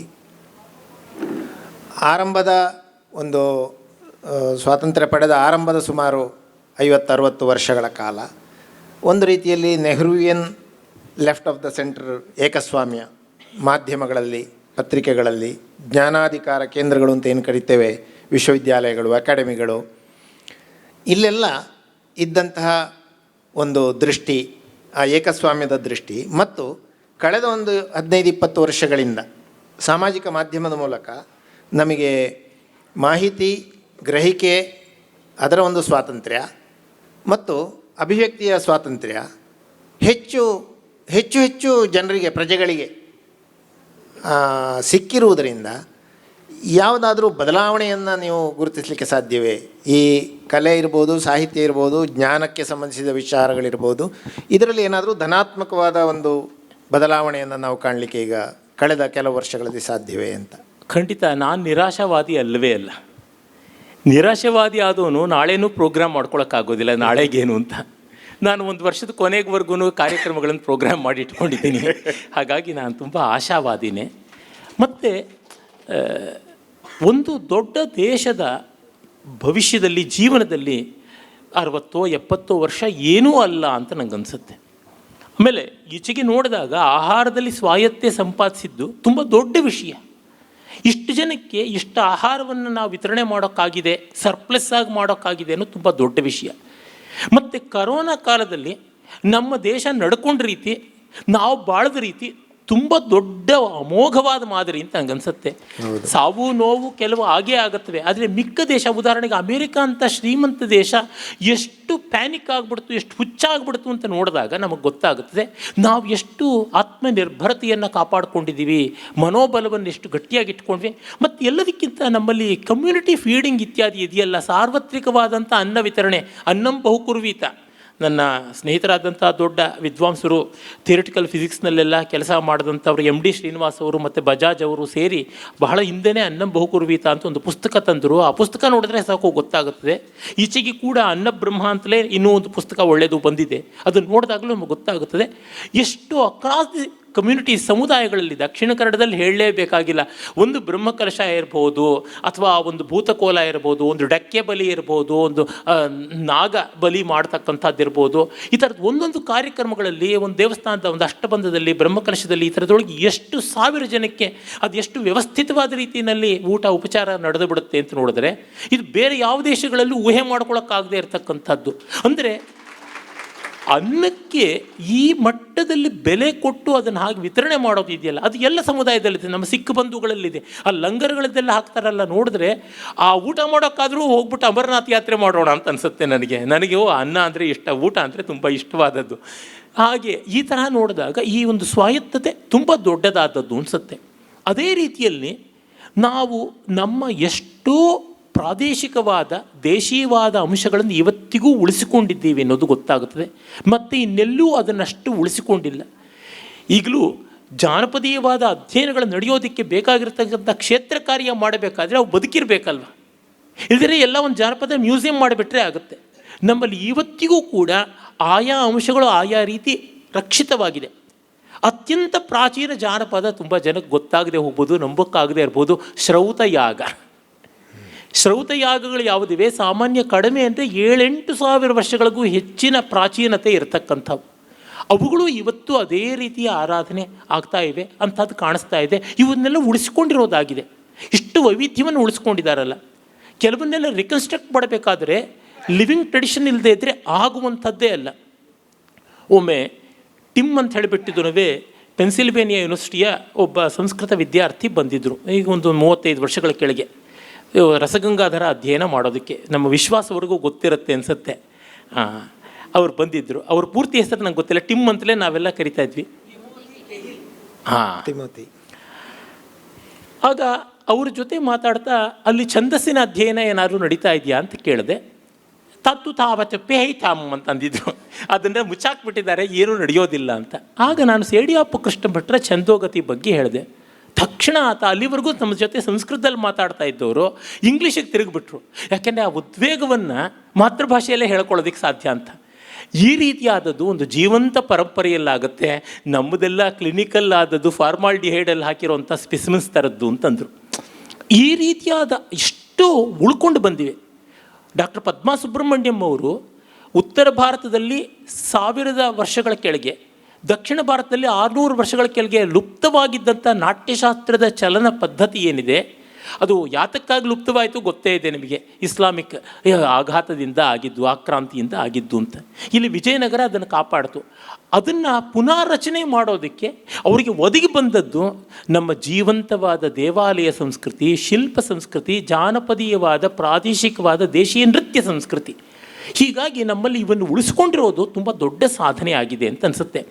ಮತ್ತು ಇವತ್ತಿಗೂ ಈ ಅಬ್ಸ್ಟ್ರಾಕ್ಷನನ್ನು ಪರ್ಸ್ಯೂ ಮಾಡ್ತಕ್ಕಂಥವ್ರು ಸಾಕಷ್ಟು ಜನ ಇದ್ದಾರೆ. ಹಾಗಾಗಿ ವಿದೇಶಗಳಲ್ಲಿ ನೋಡಿದ್ರೆ ಈ ಅಬ್ಸ್ಟ್ರಾಕ್ಷನನ್ನು ಪರ್ಸ್ಯೂ ಮಾಡುವ ಶಕ್ತಿ ಇರೋದ್ರಿಂದ ಅದರಿಂದಲೇ ತುಂಬ ರ್ಯಾಂಡಮ್ ಆಗಿ ಯಾವುದಕ್ಕೂ ಕನೆಕ್ಟ್ ಮಾಡುವಂಥ ಒಂದು ಭಾರತೀಯ ಪ್ರಜ್ಞೆ ಇದೆ. ನಮಗದು ಗೊತ್ತಾಗುತ್ತದೆ. Indian way of handling things ಅಂತ. ಈ Indian way of handling things ಅನ್ನೋದು ಚೆನ್ನಾಗಿ ಉಳ್ಕೊಂಡು ಬಂದಿರೋದಕ್ಕೆ ನಮ್ಮ ವಿಶ್ವವಿದ್ಯಾಲಯಗಳು ಅಲ್ಲ ಕಾರಣ ಅಂತ ನನಗನ್ಸುತ್ತೆ. In spite of our universities we are educated. In spite of our universities and university wits, we have well intact brain, well intact mind and well intact thought process. ಇದು ನಮ್ಮ ಕೌಟುಂಬಿಕ ವ್ಯವಸ್ಥೆ, ನಮ್ಮ ಅನೌಪಚಾರಿಕ ಶಿಕ್ಷಣ ವ್ಯವಸ್ಥೆ ಅಂತ ಅನಿಸುತ್ತೆ. ಇದರ ಮೂಲವನ್ನು ಕಂಡುಕೊಳ್ಬೇಕು. ಈ ಥರ ತುಂಬ ಇದೆ. ನಾನು ಕೇವಲ ದಿಗ್ದರ್ಶಕವಾಗಿ 1-2 ಮಾತು ಇದರಲ್ಲಿ ಆಡಿದ್ದೀನಿ. ಮತ್ತು ಈ ಕ್ಷೇತ್ರಗಳಲ್ಲಿ ನನ್ನ ತಿಳುವಳಿಕೆಯೂ ಕಡಿಮೆ. ನಾನು ತುಂಬ ಸಂಕುಚಿತವಾದ ಸೀಮಿತವಾದ ಕ್ಷೇತ್ರದ ಅಧ್ಯಯನ, ಅಷ್ಟರ ಬಗ್ಗೆ ಧೈರ್ಯವಾಗಿ ಹೇಳಬಲ್ಲೆ. ನಮಗಿನ್ನೂ ಸುಮಾರು ನನ್ನ ಗಡಿಯಾರದ ಪ್ರಕಾರ ಒಂದು 5 ನಿಮಿಷ ಸಮಯ ಇದೆ. ಅದರಲ್ಲಿ ಒಂದು ಪ್ರಶ್ನೆ ಕೇಳ್ತೇನೆ. ನಮ್ಮ ಈ ಕಲೆ ಸಾಹಿತ್ಯಕ್ಕೆ ಸಂಬಂಧಿಸಿದ ಒಂದು ಕ್ಷೇತ್ರದಲ್ಲಿ ಈಗ ಹಿಂದೆ ರಾಜರು ಪೋಷಣೆಯನ್ನು ಮಾಡ್ತಾಯಿದ್ರು, ಆಸ್ಥಾನ ವಿದ್ವಾಂಸರು ಕಲೆ ಸಾಹಿತ್ಯ ಪೋಷಣೆಯನ್ನು ರಾಜರು ಅಥವಾ ದೇವಾಲಯಗಳು ಹೀಗೆ ನಡೆಸ್ತಾ ಇದ್ವು. ಈಗ ಸರ್ಕಾರ ಅದರಲ್ಲಿ ಹಸ್ತಕ್ಷೇಪವೇ ಮಾಡಬಾರ್ದು, ಅದನ್ನು ಸಮಾಜವೇ ಅದಕ್ಕೆ ಪ್ರೋತ್ಸಾಹ ಕೊಟ್ಟು ನಡೆಸಬೇಕು ಅಂತ ಒಂದು ದೃಷ್ಟಿಕೋನ ಇದೆ. ಆಮೇಲೆ ಈಗ ಜ್ಞಾನದ ವಿಷಯಕ್ಕೆ ಬಂದರೆ ವಿಶ್ವವಿದ್ಯಾಲಯಗಳು ನಮ್ಮ ಶಿಕ್ಷಣ ವ್ಯವಸ್ಥೆ, ಉನ್ನತ ಶಿಕ್ಷಣ ವ್ಯವಸ್ಥೆ ಅಂತಿದೆ. ಅಲ್ಲಿ ಅದು ಮಾಡಲಿಕ್ಕೆ ಆಗ್ತಾಯಿಲ್ಲ ಅಂತ ಹೇಳೋದನ್ನು ಈಗ ನೀವು ಹೇಳಿದಿರಿ. ಆದರೆ ನಮಗೆ ವಾಸ್ತವವನ್ನು ದೃಷ್ಟಿಯಲ್ಲಿಟ್ಟುಕೊಂಡು ನಾವು ಮಾತಾಡೋದಾದರೆ ಯಾವ ಸರ್ಕಾರವು ಇರುವ ಅಕಾಡೆಮಿಯನ್ನು ಅಥವಾ ಪ್ರಾಧಿಕಾರವನ್ನು ರದ್ದು ಮಾಡುವ ಸ್ಥಿತಿಯಲ್ಲಿ ಇವತ್ತು ಇಲ್ಲ. ಮತ್ತು ವಿಶ್ವವಿದ್ಯಾಲಯಗಳನ್ನು ಅಷ್ಟೇ ಹೊಸತನ್ನು ಮಾಡ್ಬೋದು ಹೊರತು ಇರುವುದನ್ನು ರದ್ದು ಮಾಡಲಿಕ್ಕೆ ಸಾಧ್ಯ ಇಲ್ಲ. ನಾವು ನಾಶ ಮಾಡ್ಬೋದು, ಆದರೆ ಸೃಷ್ಟಿ ಮಾಡಲಿಕ್ಕೆ ಸಾಧ್ಯ ಇಲ್ಲ ಅಂತ ಒಂದು ಸಾಮಾನ್ಯವಾಗಿ ಹೇಳ್ತೇವೆ. ಆದರೆ ವಿಶ್ವವಿದ್ಯಾಲಯಗಳನ್ನು ಸೃಷ್ಟಿ ಮಾಡ್ಬೋದು, ನಾಶ ಮಾಡಲಿಕ್ಕೆ ಅಷ್ಟು ಸುಲಭ ಇಲ್ಲ. ಈ ಹಿನ್ನೆಲೆಯಲ್ಲಿ ಅವುಗಳ ಅಸ್ತಿತ್ವವಂತೂ ಖಂಡಿತ ಇದೆ. ಆದ್ದರಿಂದ ಅವುಗಳು ಹೇಗೆ ಕೆಲಸ ಮಾಡಿದರೆ ಅಟ್ಲೀಸ್ಟ್ ಅದರಿಂದ ಕಡಿಮೆ ಹಾನಿ ಆಗ್ಬೋದು, ಒಳ್ಳೆಯದಾಗದಿದ್ದರೂ ಕೂಡ ಅಂತ. ಅದೇ ಕೆಲವು ಅವ್ಯಾಜವಾದ ಕೆಲಸ ಆಗಬೇಕು. ಉದಾಹರಣೆಗೆ ನೋಡಿ, ಈಗ ಬೆಳಗ್ಗೆ ಅಶೋಕನ ಶಾಸನಗಳ ಬಗ್ಗೆ ಚರ್ಚೆ ಬಂತು. ನನಗೆ ಗೊತ್ತಿಲ್ಲ, ನಮ್ಮ ದೇಶದಲ್ಲಿ ಇವತ್ತು ಅಶೋಕನ್ ಬ್ರಾಹ್ಮಿ ಅಂತ ಕರೀತಾರಲ್ಲ ಅದು, ಮತ್ತು ಕೆಲವು ಶಾಸ್ತ್ರಗಳ ಖರೋಷ್ಠಿನಲ್ಲೂ ಇವೆ. ಆ ಮೂಲ ಲಿಪಿಗಳನ್ನು ನಮ್ಮ ಇಂಗ್ಲೀಷು ಕನ್ನಡ ಇವತ್ತಿನ ಲಿಪಿಗಳು ಓದುವಷ್ಟು ಸಲೀಸಾಗಿ ಓದಬಲ್ಲ 40-50 ವರ್ಷದ ಒಳಗಿರುವ ವಿದ್ವಾಂಸರು ಎಷ್ಟು ಜನ ಇದ್ದಾರೋ ಗೊತ್ತಿಲ್ಲ. ಈ ಕೈಯೂ ಕೂಡ ಬೇಕಾಗೋದಿಲ್ಲ ಅಂತ ಅನಿಸುತ್ತೆ ಎಣಿಸೋದಿಕ್ಕೆ ಅಂತ. ಹೆಚ್ಚಾಗಿದ್ದಲ್ಲಿ ತುಂಬ ಸಂತೋಷ. ಅಶೋಕನ ಶಾಸ್ತ್ರ ಈಗಾಗಲೇ ಓದ್ಬಿಟ್ಟು ಪುಸ್ತಕ ಪ್ರಿಂಟ್ ಮಾಡಿ ಆಗಿಬಿಟ್ಟಿದೆಯಲ್ಲ ಅಂತಂದರೆ ಇನ್ಯಾವುದೋ ಒಂದು ಹೊಸ ಅಶೋಕನ ಶಾಸ್ತ್ರನ ಸಿಗಬಹುದು, ಅಥವಾ ಅಶೋಕನ ಕಾಲದ್ದೇ ಮತ್ತೊಂದು ಶಾಸ್ತ್ರನ ಸಿಗಬಹುದು, ಬಿಂದುಸಾರನದೇ ಸಿಗಬಹುದು, ಅಥವಾ ಇದುವರೆಗೂ ಓದಿದ ತಪ್ಪು ಅಂತ ಕೂಡ ತೀರ್ಮಾನ ಆಗ್ಬೋದು. ಆ ಥರದ್ದು ಎಷ್ಟೋ ಆಗಿವೆ. ನಮ್ಮ ಈಗಿನ ಶಾಸ್ತ್ರಗಳು ಓದಿರುವಂಥದ್ರೊಳಗೇನೆ ಎಷ್ಟೋ ಪರಿಷ್ಕಾರ ಪಾಠಶುದ್ಧಿ ಮಾಡಬೇಕಾಗಿದೆ. ಇತ್ತೀಚೆಗಷ್ಟೇ ಬೆಳಗ್ಗೆ ಮತ್ತು ನಿನ್ನೆ ಕೂಡ ಸೆಷನ್ಸನ್ನು ಹ್ಯಾಂಡಲ್ ಮಾಡಿದಂಥ ನನ್ನ ಗೆಳೆಯ ಡಾಕ್ಟರ್ ಶಂಕರ್ ರಾಜಾರಾಮನ್, ಆತ ಮತ್ತು ಕುಶಾಗ್ರ ಅಂತ ಮತ್ತೊಬ್ಬ ಅಮೆರಿಕಾದಲ್ಲಿರ್ತಕ್ಕಂಥ ಒಬ್ಬ ಅರ್ಥಶಾಸ್ತ್ರದಲ್ಲಿ ಕೆಲಸ ಮಾಡೋರು, ಬ್ಯಾಂಕಿಂಗಲ್ಲಿ ಕೆಲಸ ಮಾಡೋರು, ತರುಣ ವಿದ್ವಾಂಸ, ಇಬ್ಬರೂ ಸೇರಿ ರಾಮ ದೇವಾಲಯಕ್ಕೆ ಸಂಬಂಧಪಟ್ಟ ರಾಮ ಮಂದಿರದ ಆರಾಧನೆ ಇತ್ಯಾದಿಗಳಿಗೆ ಸಂಬಂಧಪಟ್ಟಂಥ ಒಂದು 1000 ವರ್ಷಗಳ ಹಿಂದಿನ ಒಂದು ಶಾಸನ ಹೊಸದಾಗಿ ಕಂಡು ಬಂದಿದ್ದು, ಅದನ್ನು ಓದಿ ಅದನ್ನು ವಿದ್ವಲ್ಲೋಕಕ್ಕೆ ಅರ್ಪಣೆ ಮಾಡಿದ್ದಾರೆ. ಅದನ್ನು ಓದೋದಕ್ಕೆ ಹೇಗಾಗುತ್ತದೆ? ಆ ಲಿಪಿ ಗೊತ್ತಿರಬೇಕಲ್ವ. ನಮ್ಮ ದೇಶದಲ್ಲಿ ಅನೇಕ ಶಾಸ್ತ್ರಗಳಿವೆ. ನಮ್ಮ ದೇಶದಲ್ಲಿ ಸಿಗುವಷ್ಟು ಶಾಸ್ತ್ರಗಳು ಜಗತ್ತಲ್ಲೆಲ್ಲೂ ಸಿಗೋಲ್ಲ. Karnataka second best. ಅತಿ ಹೆಚ್ಚು ಶಾಸ್ತ್ರಗಳು ಮೊದಲು ತಮಿಳಿನಲ್ಲಿ ಸಿಗುತ್ತೆ, ಆಮೇಲೆ ಕರ್ನಾಟಕದಲ್ಲಿ ಸಿಗುತ್ತೆ. ಮತ್ತು ವೈವಿಧ್ಯ ದೃಷ್ಟಿಯಿಂದ ನೋಡಿದ್ರೆ ನಂಬರ್ 1 ಬರ್ತಕ್ಕಂಥದ್ದು ಕರ್ನಾಟಕದ ಶಾಸ್ತ್ರಗಳು. ಅಷ್ಟು ವೈವಿಧ್ಯದಿಂದ ಕೂಡಿವೆ, ಅಷ್ಟು ಒಳ್ಳೆಯ ಕಾವ್ಯತ್ವದಿಂದ ಕೂಡಿರ್ತಕ್ಕಂಥದ್ದು ಗೊತ್ತಾಗುತ್ತದೆ. ಈ ಥರದ ಶಾಸ್ತ್ರಗಳನ್ನು ಓದೋದಕ್ಕೆ, ಆ ಲಿಪಿ ಜ್ಞಾನಕ್ಕೆ ಎಷ್ಟು ಜನ ಇದ್ದಾರೆ, ಇಂಥದ್ದನ್ನು ಮಾಡೋಕ್ಕೆ ಹೋಗಬೇಕಾಗುತ್ತದೆ. ಅದು ಬಹಳ ಮುಖ್ಯವಾದದ್ದು ಅನಿಸುತ್ತೆ. ಚಳವಳಿಗಳ ಕಡೆಗೆ ವಿದ್ವಾಂಸರು ಹೊರಟೋದ್ರೆ ವಿದ್ವಾಂಸರ ಕೆಲಸವನ್ನು ಯಾರು ಮಾಡ್ತಾರೆ? ನನಗೆ ಮತ್ತೆ ಕುವೆಂಪು ಜ್ಞಾಪಕ ಆಗ್ತಾರೆ. ಬಿ ಎಂ ಶ್ರೀಕಂಠಯ್ಯನವರು ಕನ್ನಡ ಏಕೀಕರಣ ಎಲ್ಲ ಮಾಡೋದಕ್ಕೆ ನೀನು ಬಾ ಅಂತ ಕರೆದಾಗ ಕುವೆಂಪು ಇಲ್ಲ, ನಾನು ಬರೋಲ್ಲ, ನಾನು ಮಾಡೋ ಕೆಲಸ ಬೇರೆ ಇದೆ ಅಂತ ಬೆರಳಿಗೆ ಕೊರಳು ಆ ನಾಟಕದ ಪ್ರಸ್ತಾವನೆಯಲ್ಲಿ ಅವರು ಶ್ರೀಯವರಿಗೆ ಅದನ್ನು ಅರ್ಪಣೆ ಮಾಡ್ತಾರೆ. ಅರ್ಪಣೆ ಮಾಡುವಾಗ ಒಂದು ಕವಿತೆಯೇ ಬರೆದಿದ್ದಾರೆ. ಕವಿತೆಯಲ್ಲಿ ನನ್ನ ಕೆಲಸ ಬೇರೆ ಇದೆ, ಕುಟೀಚಕನ ಕೆಲಸ ನಾನು ಅದನ್ನು ಮಾಡ್ತೀನಿ ಅಂತಾರೆ. ಹೀಗೆ ಇಂಥದ್ದನ್ನು ಮಾಡೋದಕ್ಕೆ ಬೇಕಾಗ್ತಾರೆ. ಹಾಗೆ ಒಂದು ಶಾಸನದ ಒಂದು ಅಂಶ ಆಯಿತು. ಅದಲ್ಲದೆ ಇನ್ನೂ ಕೂಡ ಅನುವಾದ ಆಗದೇ ಇರತಕ್ಕಂಥ, ಅನುವಾದ ಮಾಡೋಕ್ಕಾಗದೇ ಇರತಕ್ಕಂಥ ಗ್ರಂಥಗಳು ಬೇಕಾದಷ್ಟಿವೆ. ಎಷ್ಟು ಅನುವಾದ ಮಾಡ್ತೀರಾ? ಮತ್ತು ಅನುವಾದಗಳಲ್ಲಿ ಎಷ್ಟು ತಪ್ಪಿರುತ್ತವೆ. ಈಗ ನೋಡಿ, ಮೂರ್ತಿಸ್ ಕ್ಲಾಸಿಕ್ಸ್ ಬರ್ತಾ ಇದೆ, 10 ವರ್ಷ ಆಗುತ್ತೆ ಇನ್ನೇನು ಅದಕ್ಕೆ. ಅಲ್ಲಿ ಅನುವಾದ ತಕ್ಕ ಮಟ್ಟಿಗೆ ಸಮರ್ಪಕವಾಗಿದೆ. ಆದರೆ ಒಂದೊಂದು ಪುಸ್ತಕದ ಪೀಠಿಕೆಯಲ್ಲಿಯೂ ಎಷ್ಟು ವಿಷ ತುಂಬಿದೆ ಅಂತಂದರೆ ತುಂಬ ಭಯವಾಗುತ್ತೆ. ಆ ಪೀಠಿಕೆ ಇಟ್ಕೊಂಡು ಓದಿದ್ರೆ ನಮಗೆ ಅಪಾಯವಾಗುತ್ತೆ. ಭಾರತೀಯ ಸಂಸ್ಕೃತಿಯ ಅರಿವೇ ಇಲ್ಲದೆ ಇರತಕ್ಕಂಥವ್ರು ಅರಿವಿದ್ದು ಅರಿವಿನವ್ರಿಗೆ ಆಗಬಾರ್ದು ಅಂತನೋ ರೀತಿಯಲ್ಲಿ ಮಾಡಿರುವಂಥದ್ದನ್ನು ನಾವು ನೋಡ್ತೀವಿ. ಹೀಗಾಗಿ ಪಾಶ್ಚಾತ್ಯ ಜಗತ್ತಿನಲ್ಲಿ ಅವರು ಮಾಡುವಂಥದ್ದು ಅವರು ಮೂಗಿನ ನೇರಕ್ಕೆ ಮಾಡ್ಕೋತಾರೆ. ಹೀಗಾಗಿ ಅನುವಾದಗಳು ಕೂಡ ಪ್ರಾಮಾಣಿಕ ಆಗೋದಿಲ್ಲ. ಎಷ್ಟು ಮಟ್ಟಿಗೆ ಅಂತಂದರೆ ಅರ್ಥರ್ ಬಿರಡಿಯಲ್ಲಿ ಕೀತ್ ಅಂತ ಅವ್ರು ಮಾಡಿರೋ ಅನುವಾದಗಳ ವಿವೇಕ ಅಂಥದ್ದು ನಮ್ಮ ಶಂಕರ್ ರಾಜಾರಾಮನ್ನೇ ತೋರಿಸಿದ್ದಾರೆ. ಎಲ್ರಿಗೂ ಗೊತ್ತಿರೋ ಪ್ರಸಿದ್ಧ ಶ್ಲೋಕ ನಮಸ್ತುಂಗ ಶಿರಶುಂಭಿ ಚಂದ್ರಚಾಮರಚಾರವೇ ತ್ರೈಲೋಕ್ಯ ನಗರಾರಂಭ ಮೂಲಸ್ತಂಭಾಯ ಶಂಭವೇ ಹರ್ಷಚರಿತದ ಮಂಗಳ ಶ್ಲೋಕ. ಕರ್ನಾಟಕದ ಎಷ್ಟೋ ಶಾಸನಗಳಿಗೂ ಇದೇ ಮಂಗಳ ಶ್ಲೋಕ. ಚಂದ್ರ ಒಂದು ಚಾಮರದ ಥರ ಇದ್ದಾನೆ ಶಿವನ ಮೇಲೆ ಅಂತಂದರೆ, who has A fan in is head ಅಂತ, ಫ್ಯಾನ್ ಇನ್ ಇಸ್ ಮ್ಯಾಟೆಡ್ ಲಾಕ್ಸ್ ಅಂತ ಅನುವಾದ ಮಾಡಿದ್ದಾರೆ. ಶಿವನಿಗೇನು ಹುಚ್ಚ ಬೆಪ್ಪ ಶಿವಲಿಲ್ಲ ಚಾಮರ ಸಿಕ್ಕಿಸ್ಕೊಳ್ಳೋದಕ್ಕೆ. ಅಂದರೆ ಈ ಥರದ್ದು ಬಹಳ ಎದ್ದು ಕಾಣುವಂಥ ತಪ್ಪುಗಳು ಇರುವಂಥದ್ದು ಎಷ್ಟೋ ಮಾಡಿದ್ದಾರೆ. ಹಾಗಾಗಿ ನಾವು ನೆಚ್ಚೋಕ್ಕಾಗೋದಿಲ್ಲ. ಈಗ ಜದುನಾಥ್ ಸರ್ಕಾರ್ ಅಂಥವರೆಲ್ಲ ಕೂಡ, ಮತ್ತು ಸೀತಾರಾಮ್ ಗೋಯಲ್ ಅವರು, ಇವರೆಲ್ಲರೂ ಕೂಡ ಪರ್ಷಿಯನ್, ಅರೇಬಿಕ್ ಇತ್ಯಾದಿ ಭಾಷೆಗಳನ್ನೇ ಕಲ್ತ್ಕೊಂಡ್ರು. ಅರುಣ್ ಶೌರಿ ಅವರು ಕೂಡ ಹೇಳಿದರು, ನನಗೆ ಬೇರೆಯವರು ಮೋಸ ಮಾಡೋದು ಏನು ಅಂತ ಗೊತ್ತಾಗುವಷ್ಟು ಮಟ್ಟಿಗೆ ನಾನು ಕೆಲವೆಲ್ಲ ಆಕರಗಳನ್ನು ನಾನೇ ನೋಡ್ಕೊಂಡಿದ್ದೀನಿ ಅಂತ. ಈ ಥರದ್ದು ಬೇಕಾಗುತ್ತದೆ. ಅಂದರೆ ಇನ್ಯಾರು ಏನು ತಪ್ಪು ಇನ್ಫಾರ್ಮೇಷನ್ ಕೊಡ್ತಾರೋ ತಿದ್ದುಕೊಳ್ಳೋದಕ್ಕಾಗುವಷ್ಟು ಮಾಡಬೇಕಾಗುತ್ತದೆ. ಇಂಥ ಅಧ್ಯಯನಕ್ಕೆ ವಿಶ್ವವಿದ್ಯಾಲಯಗಳು ಮೀಸಲಾಗಬೇಕು. ಈಗ ಸೈನ್ಸಲ್ಲಿ ಮಾರ್ಕೆಟೇ ನಡೆಸಿಬಿಡುತ್ತೆ, ಇದಕ್ಕೆ ಮಾರ್ಕೆಟ್ ಇಲ್ಲವಲ್ಲ, ಅದನ್ನು ಮಾಡಿಕೊಡೋರು ಬೇಕಾಗ್ತಾರೆ. ಅದು ತುಂಬ ಮುಖ್ಯವಾಗಿರುವಂಥದ್ದು. ಇಂಥ ಅಧ್ಯಯನಗಳು ಮಾಡಿಸ್ಬೇಕು. ಮತ್ತು ಅದಕ್ಕೆ ದಿನವೂ ಕೂಡ ಅಶ್ವತ್ಥ ಕಟ್ಟೆ ಪ್ರದಕ್ಷಿಣೆ ಮಾಡೋದು ಹೊಟ್ಟೆ ಮುಟ್ಟು ನೋಡ್ಕೊಳ್ಳಂತೆ, ಬಸರಿ ಆಗಿದ್ದೀನಾ ಇಲ್ವಾ ಅಂತ ಯಾವಳೋ ಒಬ್ಬಳು. ಆ ಥರ ಓವರ್ನೈಟ್ ವಿದ್ವತ್ತೇನೂ ಬರೋದಿಲ್ಲ, ಓವರ್ನೈಟ್ ರಿಸಲ್ಟ್ಸೂ ಬರೋದಿಲ್ಲ. ಎಷ್ಟೋ ಬಾರಿ ಒಂದು ಪದ ಸಿಗುತ್ತಾ ಇಲ್ವಾ ಅಂತ ಆ ಗ್ರಂಥ ಇಡೀ ಜಾಲಾಡಿದ್ರೂ ನಮಗೆ ಸಿಕ್ಕಿರೋಲ್ಲ. ಒಂದು ವಾರ ಕೂತ್ಕೊಂಡಿದ್ದನು ಒಂದು ಗ್ರಂಥ ನೋಡಿರ್ತೀವಿ, ಒಂದು ತಿಂಗಳು ಇಟ್ಕೊಂಡು ನೋಡಬೇಕಾಗತ್ತೆ, ಸಿಕ್ಕಿರೋದಿಲ್ಲ. ಆ ಪದ ಬೇಕಾಗಿರುತ್ತದೆ. ಇಂದು ಬೆಳಗ್ಗೆ ಯಾರೋ ಒಬ್ಬರು ಸಹೋದರಿ ಸಂಸ್ಕೃತದಲ್ಲಿ ಜೋಳಿಗೆಗೆ ಏನಾದರೂ ಶಬ್ದ ಇದೆಯಾ ಅಂತಂದರು. ಸಂಸ್ಕೃತದಲ್ಲಿ ಇರೋಕ್ಕೆ ಸಾಧ್ಯ, ಆ ಶಬ್ದದ ರೂಪ ನೋಡಿದ್ರೆ ಗೊತ್ತಾಗುತ್ತದೆ. ಆದರೆ ಗ್ರಂಥಗಳಲ್ಲಿ ಹೊಸ ಶಬ್ದ ಸಂಸ್ಕೃತದಲ್ಲಿ ಸೃಷ್ಟಿ ಮಾಡೋದು ನಮಗೆ ನಿಜವಾಗಲೂ ಹೊಸ ಪಾರ್ಟಿ ಸೃಷ್ಟಿ ಮಾಡೋ ರಾಜಕಾರಣಿಗಳಿಗಿಂತ ಸುಲಭದ ಕೆಲಸ. ಭಗವಾನ್ ಪಾಣಿನಿ ಮಹರ್ಷಿಗಳ ಬಲ ಅಂಥದ್ದು ಕೊಟ್ಬಿಟ್ಟಿದ್ದಾರೆ. ಆದರೆ ಇರುವ ಪದವನ್ನು ಚಾಲನೆಗೆ ತರೋದು ತುಂಬ ಮುಖ್ಯ. ಹಾಮಾನಾಯಕರು ಒಂದು ಕಡೆ ಪಾವ್ಯಮಾಚಾರ್ಯರ ಪದಾರ್ಥ ಚಿಂತಾಮಣಿಗೆ ಮುನ್ನುಡಿ ಬರಿತಾ ಹೇಳ್ತಾರೆ, ನಿಜವಾದ ವಿದ್ವಾಂಸನ ಒಂದು ಕರ್ತವ್ಯ ಹೊಸ ಕಾಯಿನ್ ಮಾಡೋದಷ್ಟೇ ಅಲ್ಲದೆ ಹಳೆಯ ಪದಗಳು ಮರ್ತೋಗಿರೋದನ್ನು ರೀಸೈಕಲ್ ಮಾಡುವಂಥದ್ದು ಅಂತ. ಅದಕ್ಕೆ ನೋಡಬೇಕಾಗತ್ತೆ ಗ್ರಂಥ. ಈ ರೀತಿಯಾದ ಕೆಲಸಗಳಿಗೆ ನಿರಂತರವಾದ ತಪಸ್ಸು ಬೇಕಾಗುತ್ತದೆ. ಪ್ರತಿಭೆ ಫ್ಲ್ಯಾಶ್ ಬಂದುಬಿಡ್ಬೋದು, ಪಾಂಡಿತ್ಯ ಪರಿಶ್ರಮದಿಂದ, ಆ ಪರಿಶ್ರಮದ ಪಾಂಡಿತ್ಯಕ್ಕೆ ಅವಕಾಶ ಮಾಡಿಕೊಡ್ಬೇಕು. ಅದು ಬಹಳ ದೊಡ್ಡದು. ಅದು ಮಾಡಿಕೊಡ್ಬೇಕಾದದ್ದು ವಿಶ್ವವಿದ್ಯಾಲಯಗಳು ಅಂತ ಅನಿಸುತ್ತವೆ. ಅಲ್ಲಿ ರಾಜಕೀಯಕ್ಕೆ ಒಂದು ಸ್ವಲ್ಪನೂ ಅವಕಾಶ ಕೊಡಬಾರದು. ಹುಚ್ಚು ಪ್ಯಾಷನ್ ಇರೋದು, ಪರಿಶ್ರಮ ಪಡೋದು. ಮತ್ತು ಕ್ಷೇಮೇಂದ್ರ ಹೇಳಿದಂತೆ ಅಷ್ಟೇ, ಎಲ್ಲರಿಗೂ ಜ್ಞಾನಕ್ಕಾಗಿ ಎಲ್ಲರಿಗೂ ಶಿಷ್ಯನೂ ಆಗ್ತೀನಿ ಅಂತ. ತಿಳುವಳಿಕೆಗೆ ಯಾವ ಕೇರಿಗೆ ಹೋಗ್ತೀನಿ, ಯಾವ ಹಳ್ಳಿಗೆ ಹೋಗ್ತೀನಿ, ಯಾರ ಹತ್ರ ಹೋಗ್ಬಿಟ್ಟು ಯಾರ ಕಾಲು ಬಳಿ ಕೂತು ಆದರೂ ಓದ್ತೀನಿ ಅಂತ ಅನ್ನುವ ಮೈಂಡ್ ಸೆಟ್ ಇರಬೇಕು. ಹಾಗಿಲ್ದಿದ್ದರೆ ಆಗೋದಿಲ್ಲ. ಅದು ಬೇಕು. ಅದು ಹೇಗಾಗುತ್ತೋ ಗೊತ್ತಿಲ್ಲ. ಧನ್ಯವಾದ. ಈಗ ನಮ್ಮ ಸಮಯ ಮುಗಿದಿದೆ, ಈಗಾಗಲೇ ಮುಗಿದಿದೆ, ಈಗ ಅಲ್ಲ.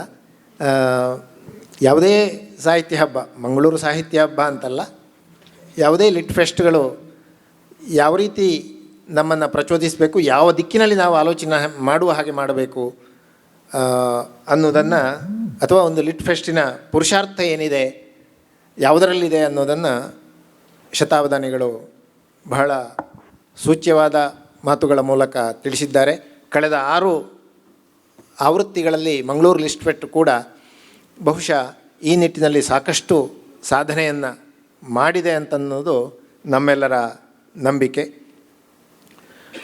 Doctor SL. ಭೈರಪ್ಪ ಅವರಿಂದ ಉದ್ಘಾಟನೆಗೊಂಡಂತಹ, ನಿನ್ನೆ ಬೆಳಗ್ಗೆ ಉದ್ಘಾಟನೆಗೊಂಡಂತಹ ಈ 7ನೇ ಆವೃತ್ತಿಯ Lit Fest, Mangaluru Lit Fest, Mangaluru ಸಾಹಿತ್ಯ ಹಬ್ಬ ಇದೀಗ ಡಾಕ್ಟರ್ ಶತಾವಧಾನಿ ಆರ್ ಗಣೇಶ್ ಅವರ ಸಮಾರೋಪದ ಮಾತುಗಳೊಂದಿಗೆ, ನಮಗೆ ಹೊಸ ಒಂದು ಒಳನೋಟಗಳನ್ನು, ಅರಿವನ್ನು ಅವರು ನೀಡುವುದರೊಂದಿಗೆ ಸಮಾರೋಪ ಆಗ್ತಾ ಇರುವುದು ಬಹಳ ವಿಶೇಷವಾದದ್ದು, ಸಾಂಕೇತಿಕವಾದದ್ದು. ಯಾಕೆಂದರೆ ಡಾಕ್ಟರ್ ಭೈರಪ್ಪನವರ ದರ್ಶನವನ್ನು, ಆದರ್ಶವನ್ನು ಒಪ್ಪಿದವರು, ನಂಬಿದವರು ಶತಾವಧಾನಿ ಆರ್ ಗಣೇಶರು.